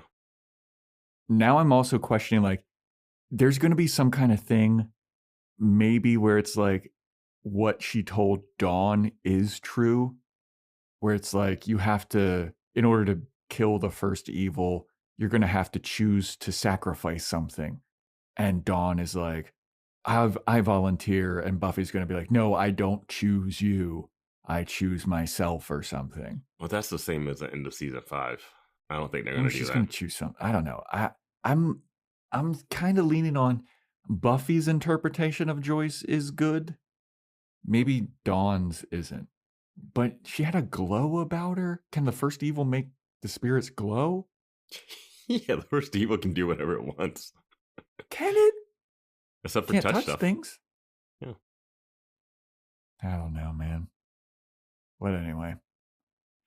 So the Scoobs and the new Slayers are at the house getting ready to fight, and Xander's boarding up the house, and he's joking around, and he's like, hey, this is going to be a good, rip-roaring good time. I don't remember exactly what he's saying, and Willow's like, hey, dude, you want to maybe stop joking around in front of the new Slayers? And Xander's like, hey, this is what we fucking do here, dude. Like, we've fought evil so many times, it's fucking, it's hilarious. It's ridiculous at this point. Yeah, it's like, it's what they do. It's like, why are you guys trying to coddle pre-Slayers? Right? This is what you're getting into. Yeah. And he makes an M. Night Shyamalan reference, I think, about like, he was joking about trapping it in the cabinet or closet or something. Yeah, like they did in Signs. That's what that is a reference to. Got it. I think so, right? Yeah. That would make sense.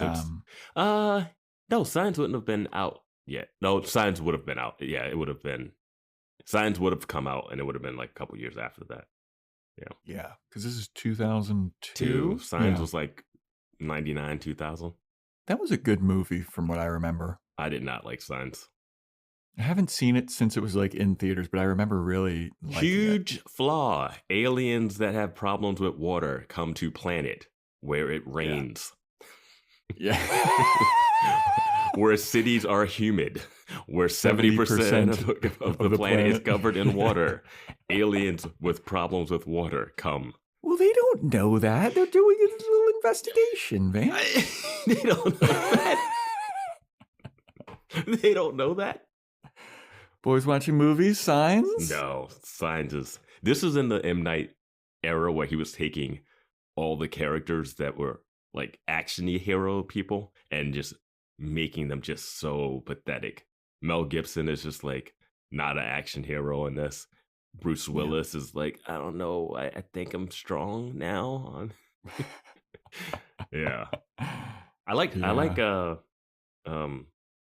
what's the I See Dead People one. I like that one. Well, yeah, Sixth Sense is like a classic. Yeah, that's great. Signs. Yeah, that's like nobody would argue with that. Yeah, Signs not my jam. I thought Signs was good. I didn't see The Village. I heard that was dog shit. The Village is not as bad, but the twist is like, if you take out the twist, it's interesting. Unbreakable is okay-ish. I haven't seen Unbreakable. I saw Split. Split was just a great acting performance by James McAvoy. Yeah, it's great. Glass is terrible. Glass is terrible. I heard it's terrible. Did you see The Visit with the old people? No, but I've heard that's good. Yeah, it's a pretty good one. Yeah. Have you seen the trailer to his new movie? Oh yeah, with Josh Hartnett. Yeah. What's it called? Trap? The Trap or Trap? Yeah, Trapped or something. Yeah. I don't know. I want to see it. I hope it lives up to the promise of the premise, but I don't think it will. I like Josh Hartnett. I'm glad he's getting another chance. Yeah, he's in 30 Days a Night. That's a great movie.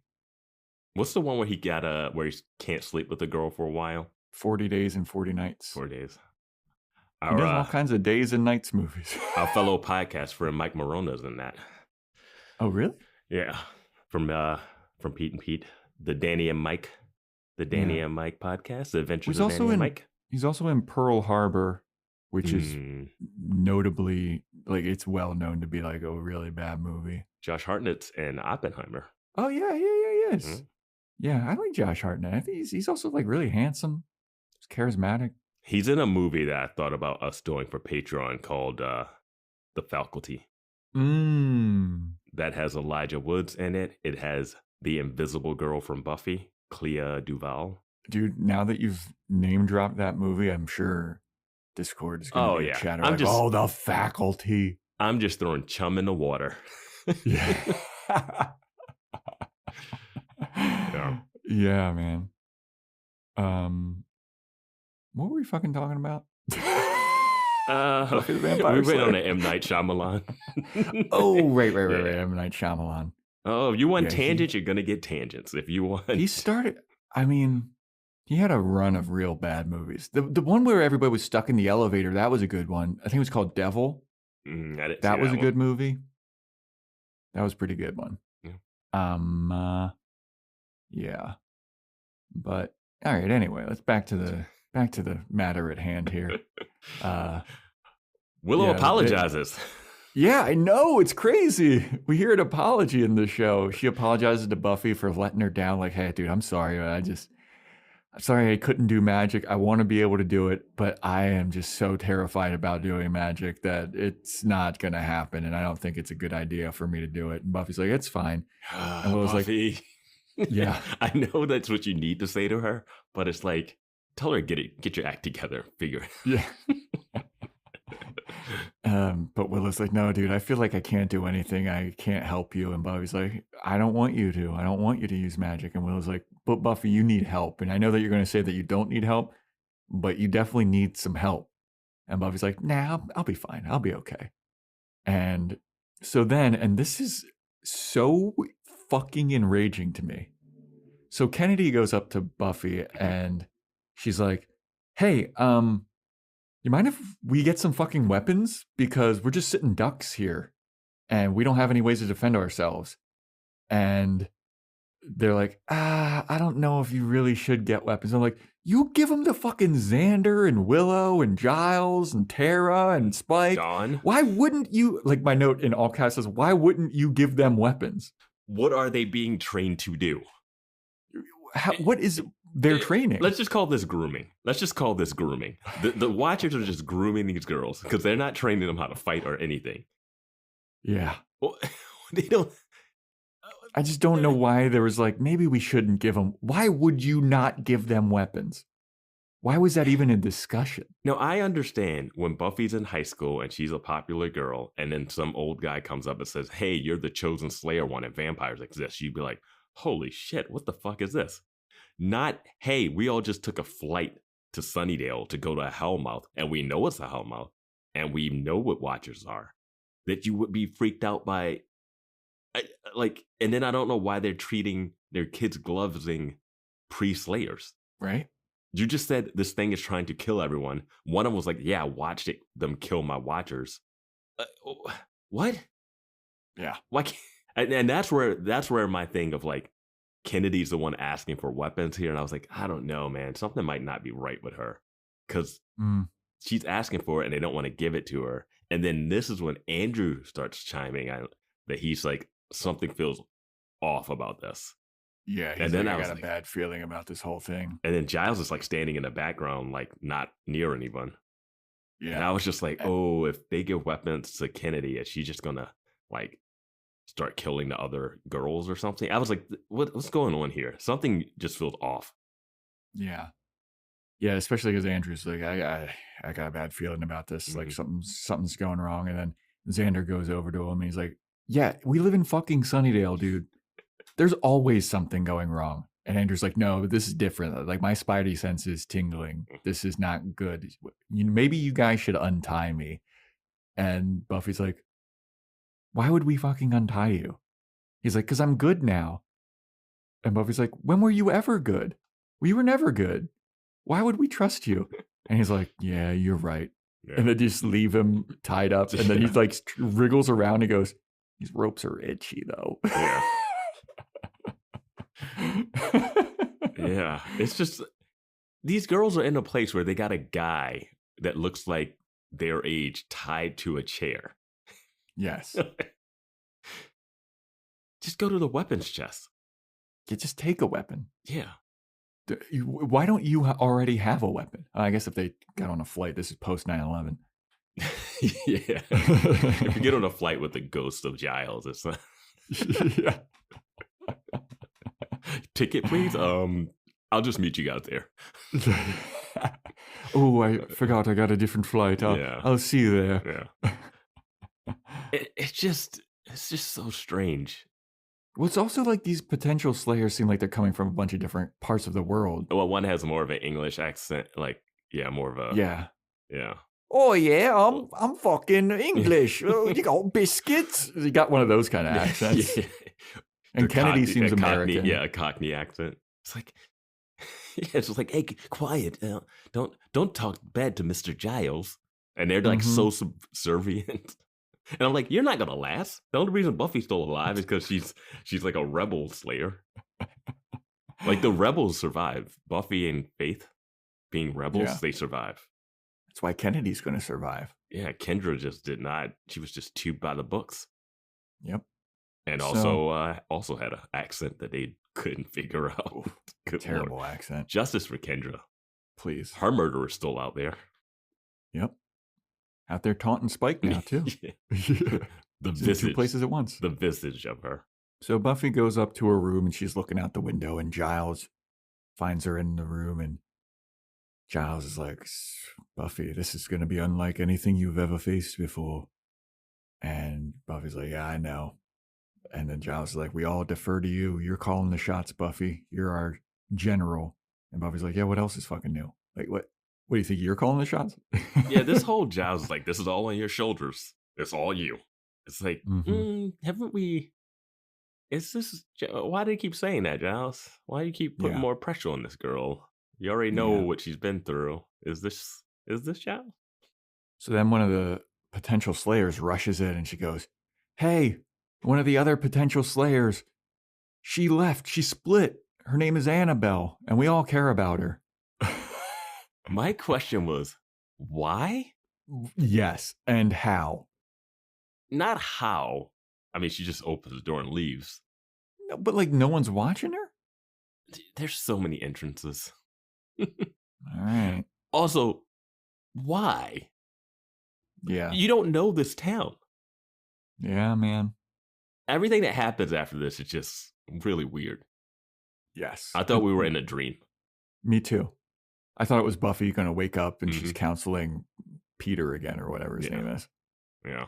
But yeah, so after the news breaks that Annabelle has split, we go to where Annabelle is and she's just running through the streets, like some dark, smoky alley. And then she turns a corner by a dumpster and she just gets grabbed by the mega vampire. And he starts choking her and her little cross necklace falls to the ground, thus showcasing that she has been killed by the mega vamp. They all put that little crucifix on. Mm-hmm.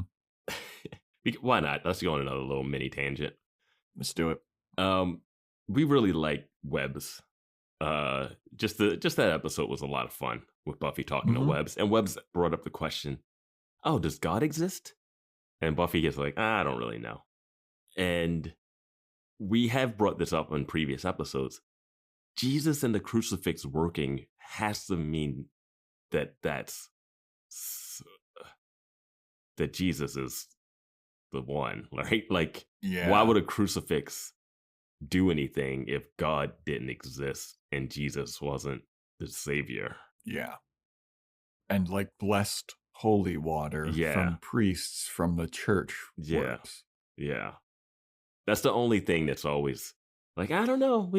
God might not work, but all the Christian stuff actually does everything. Yeah. Don't fucking try showing a Quran to a vampire, see if it works. The Star of David. Yeah, the Star of David, they throw it at it. They're like, what is this? It doesn't do anything. Yeah. What the fuck is this? A ninja star? Yeah. No, you never heard of Jews? Hit it with a statue of Buddha. Yeah. Oh, God. Yeah. Just have fucking... Now we're digging deep. Like, what are the other religions? Yeah, what are religions? Let's just have L. Ron Hubbard show up. Tom Cruise. You want the truth? You can't handle the fucking truth. Oh, God.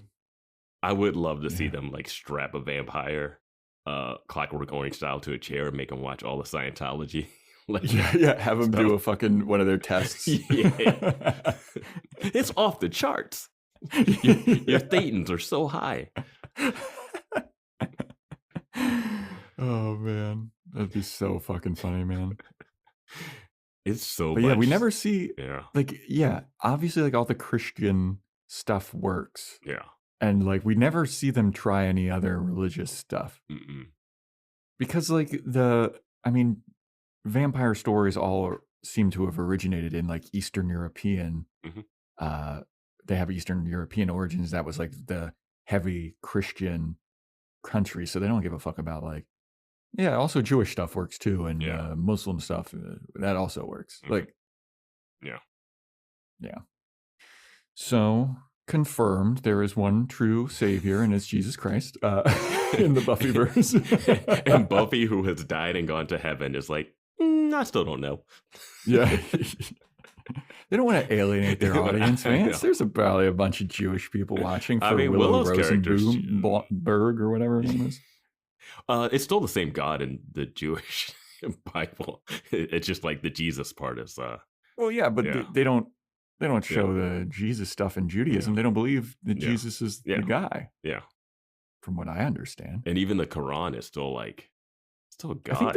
I think it's still God. They just have a different, Yeah, I feel like Islam recognizes that Jesus existed, but they don't think of him as like the savior. Yeah, but it's still God. It's still like one God. It's all the same thing. It's all fake. I'm watching that show Shogun right now, and it deals with like the Protestants and the Catholics, and it's always is interesting to me. I was watching a vampire anime called Hellsing Ultimate, and there's a Catholic priest that's like one of the kind of like anti-heroes, and he fucking hates Protestants. Yeah. There's this one Protestant, he calls her a Protestant whore and all this Yeah. shit. The battle between that is just so crazy. Yeah, when they all believe in the same type of thing. I know. Like, I grew up Baptist, went to a Catholic middle school, and it's just like, it's just so interesting. It's just like the same stuff, just reformulated in a different way. Yeah. And then they're mad at each other and they're fighting. Like Lutherans, they got made because the guy that created it wanted to marry more people or whatever. Like, well, that's more Mormons. Lutherans aren't that. I don't. No. Lutheran was like Martin Luther wanted to divorce his wife and remarry, and it was against the Catholic religion, I think. Yeah. Or Protestant, I don't remember, but he started his own religion that allowed him to do that. Yeah. It's like, you guys are making up these rules, right? Yeah. Dude. Yeah. So everybody be nice to each other. Yeah. Yeah. Be nice. You know what? Go out, buy each other a Baja Blast. That's the only holy water we or all a need. Nintendo Switch, whatever floats your fancy.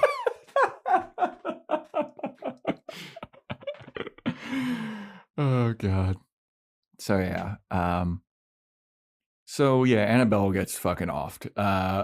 And then Buffy goes out and she knows exactly where Annabelle went somehow. I love that Annabelle ran to die for no reason. Oh no, yeah. I'm protected. It's not this house is boarded up. No, let's run down the streets. Yeah. So dumb. Yeah, good point. I don't know how Buffy knows where she is. That's why it all felt weird. Yeah. And Buffy just finds Annabelle's dead body. And she's like, God damn it. This sucks. And then the Mega Vamp just shows up and starts attacking Buffy from behind. And then they fight.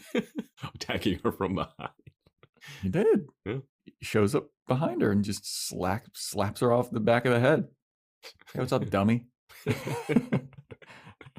I wish this vamp could talk. Right? Yeah.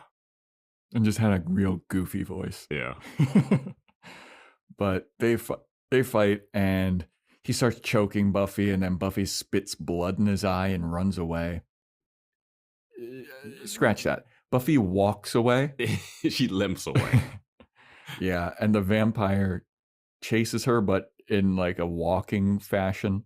And they're walking through like I didn't know what they call it. It's like a construction site, but yeah, I was like a shipyard. I was like, this feels fake and like a dream. Like, how did Buffy show up here? Is there a scene cut out? Like, why is she there by herself? Yeah. What is her plan? Is she just like walking around trying to find this girl and going to bring her back? Like, I have no idea. They were boarding up the place and hunkering down because they were afraid this thing was going to come for them. Mm-hmm. But now she's just like, don't worry leave the other two and my sister and all vulnerable people at my house. I'm going to go out and just roam the street. It's like, that's a bad move. You still got two other slayers to protect. Pre-slayers. Yeah. Whatever. So yeah, they're walking through this facility. Yeah. Construction shipyard manufacturing plant.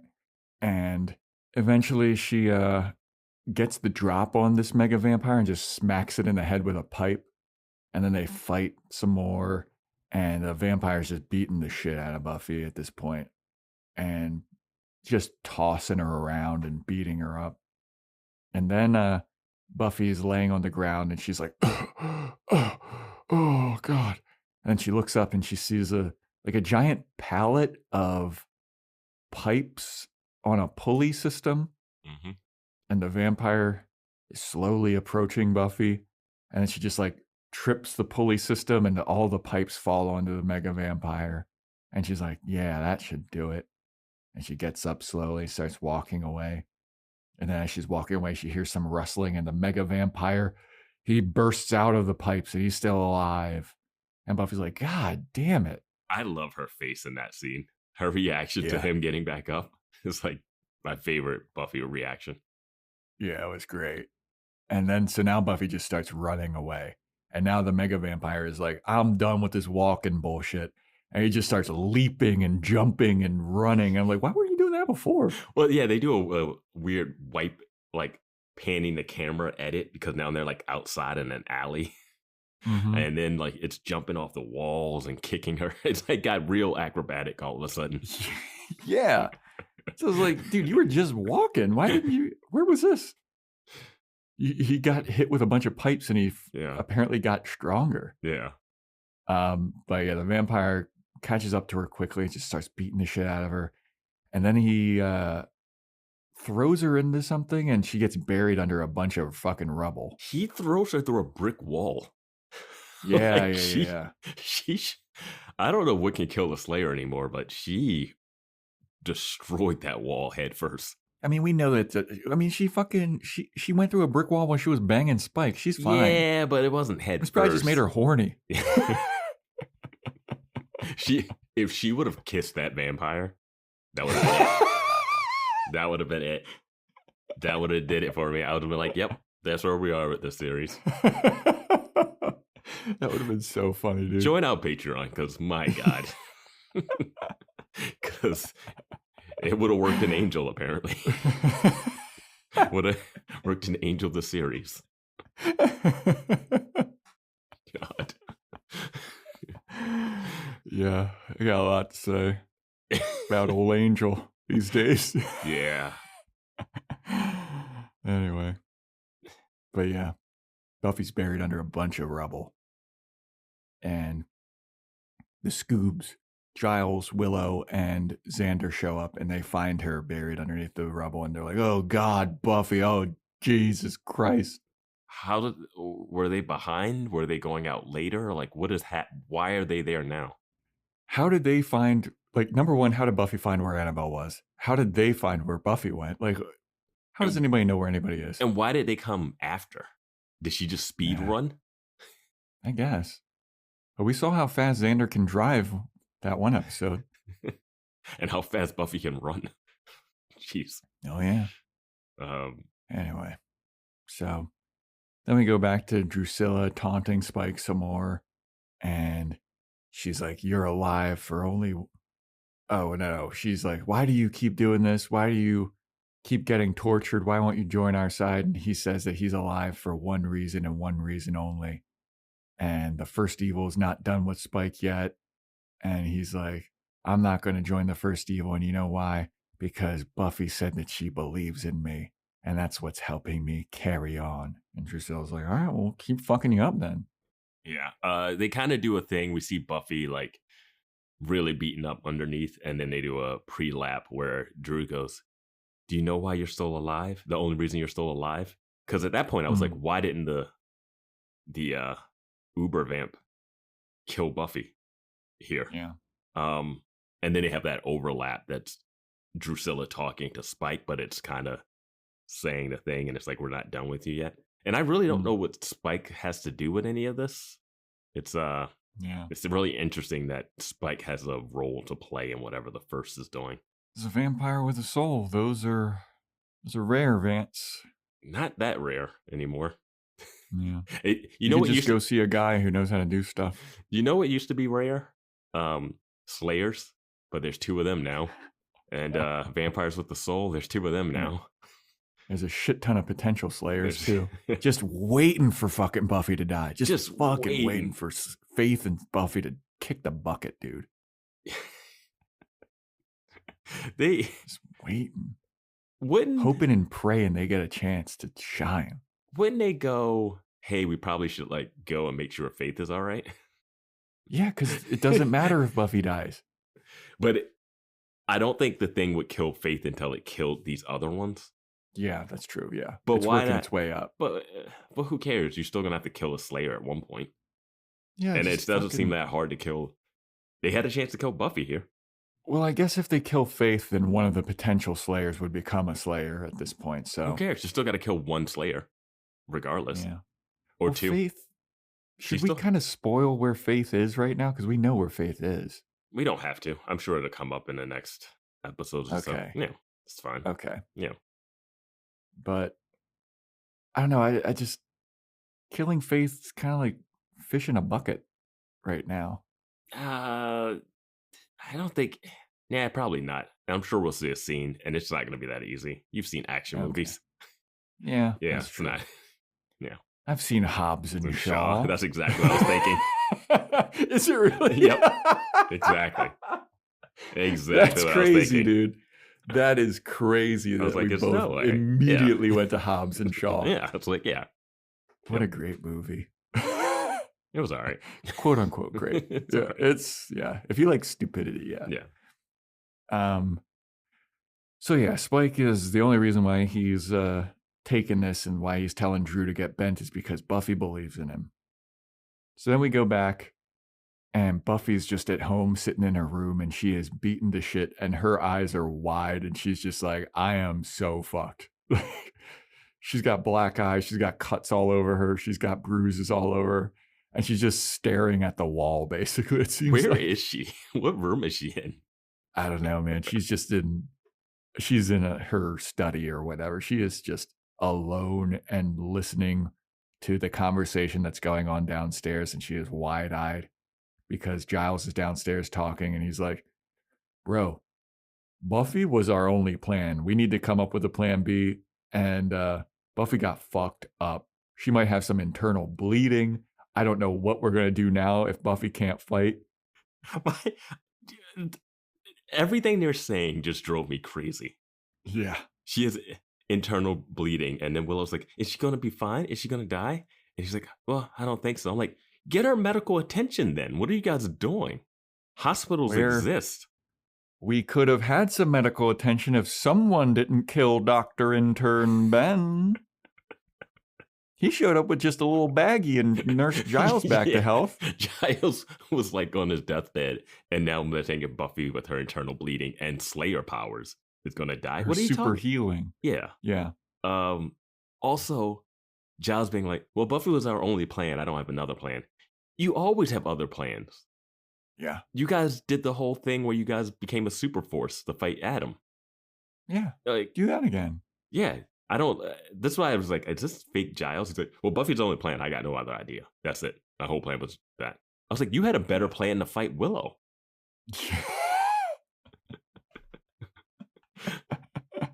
Yeah. Was Willow more powerful than the first?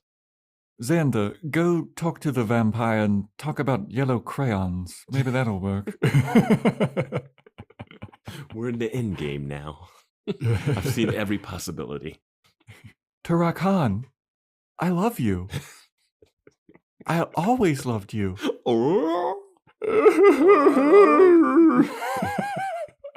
And Just chops Xander's head off. And the vampire's Okay, heart well, beat that twice didn't that work. day. Giles is like, okay, finally don't have to deal with that dumbass anymore. But yeah, they're like, I don't know what we're gonna fucking do if Buffy can't fight. That was our only plan. And Buffy comes downstairs and she's like, I heard you motherfuckers. Can hear you guys. You It's guys not- are speaking it's not full cool. volume.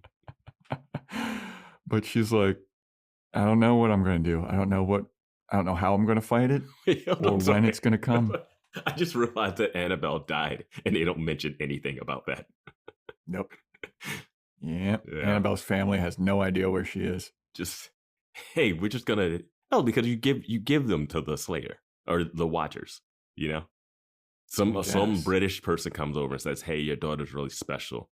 We're gonna take care of her, and they're gonna live with one of our guys." And they're like, "Oh, okay." Didn't do that with Joyce. What with Joyce?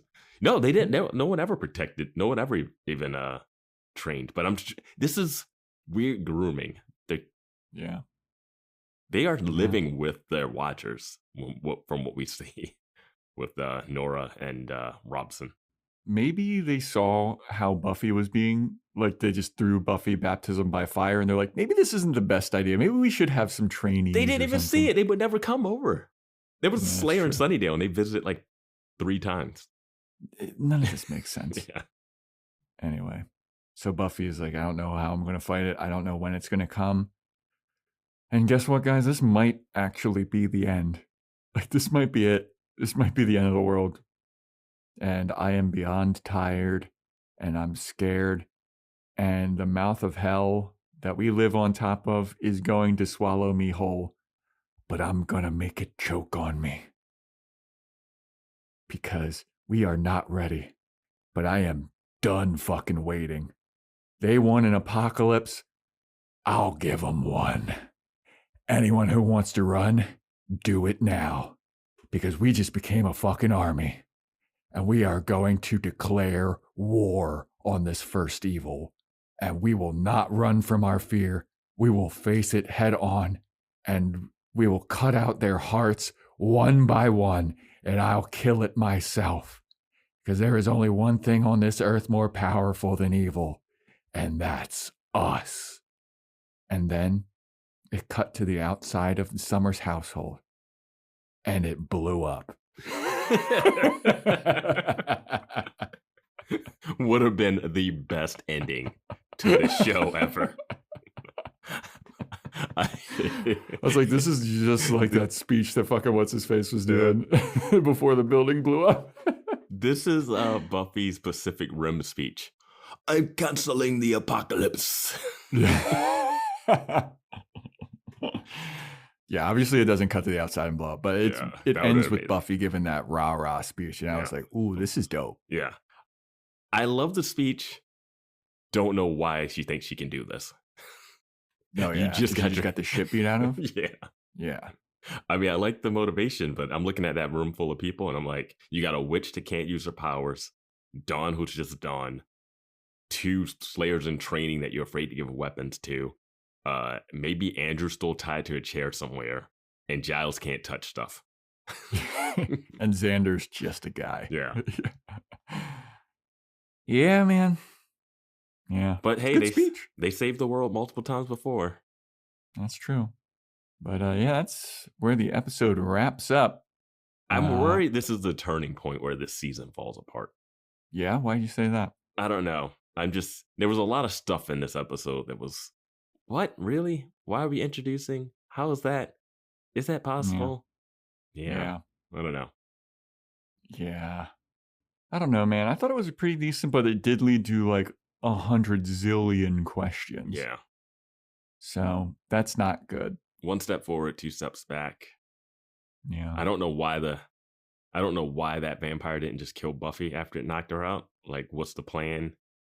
Yeah. You know, that whole everything's going according to plan situation. Oh my God, yeah. Did you like Spike being like, she believes in me? I did, kind of, to be honest with you. I did.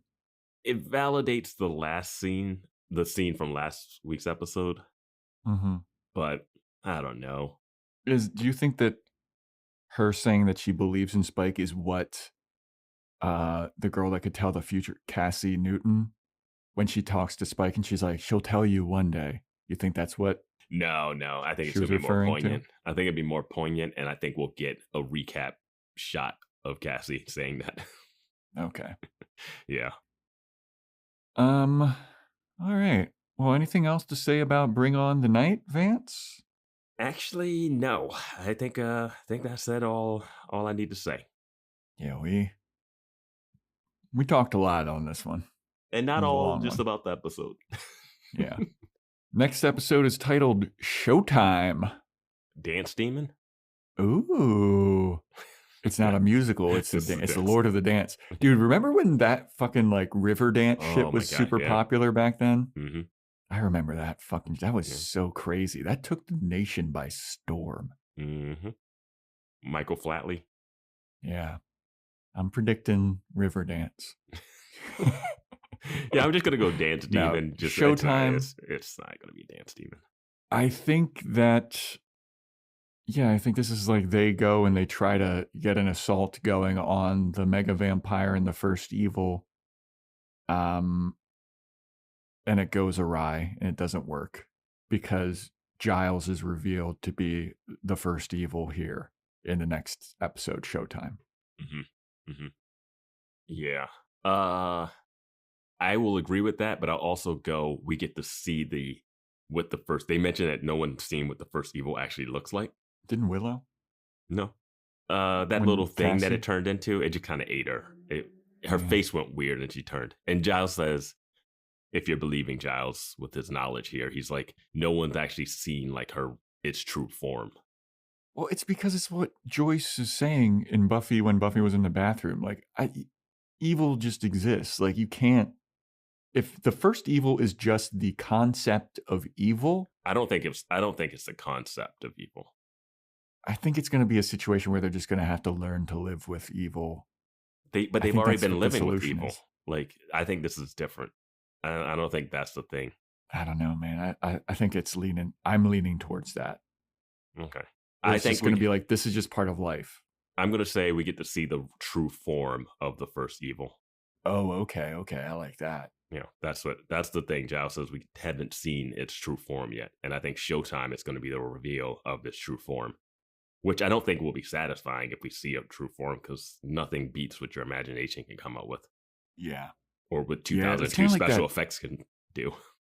Yeah, I mean, like the mega vampire, I know we were very kind of underwhelmed with seeing that and being like, okay. Well, even that demon that comes out of Willow when she does the locator spell isn't its true form. Yeah. It's just something. So, yeah. All right.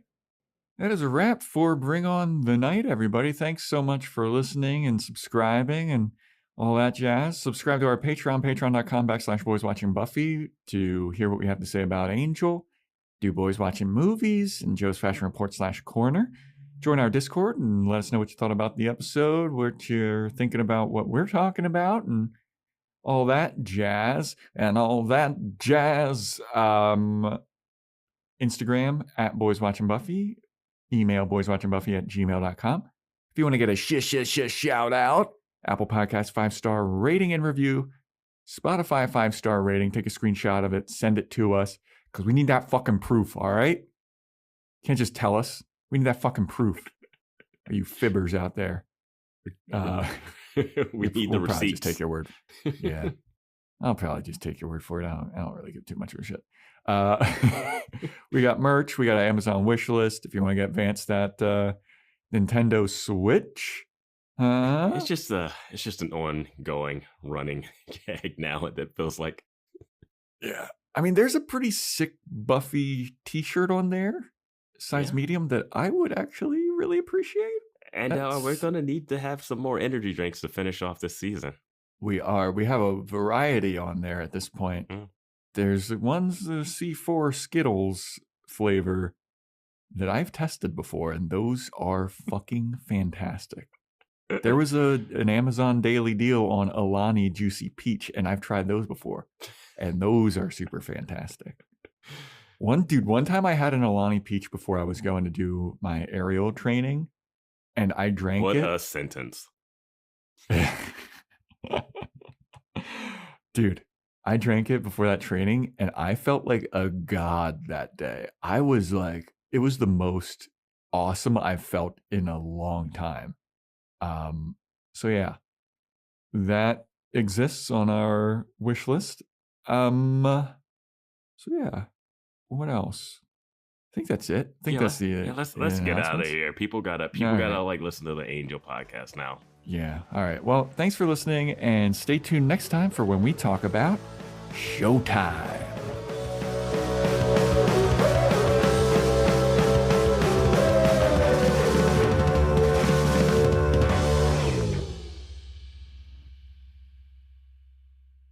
I'm only saying that once you see true evil, it can have some serious afterburn. And then you can't unsee what you saw. Ever. Seltzer Kings. Podcasts.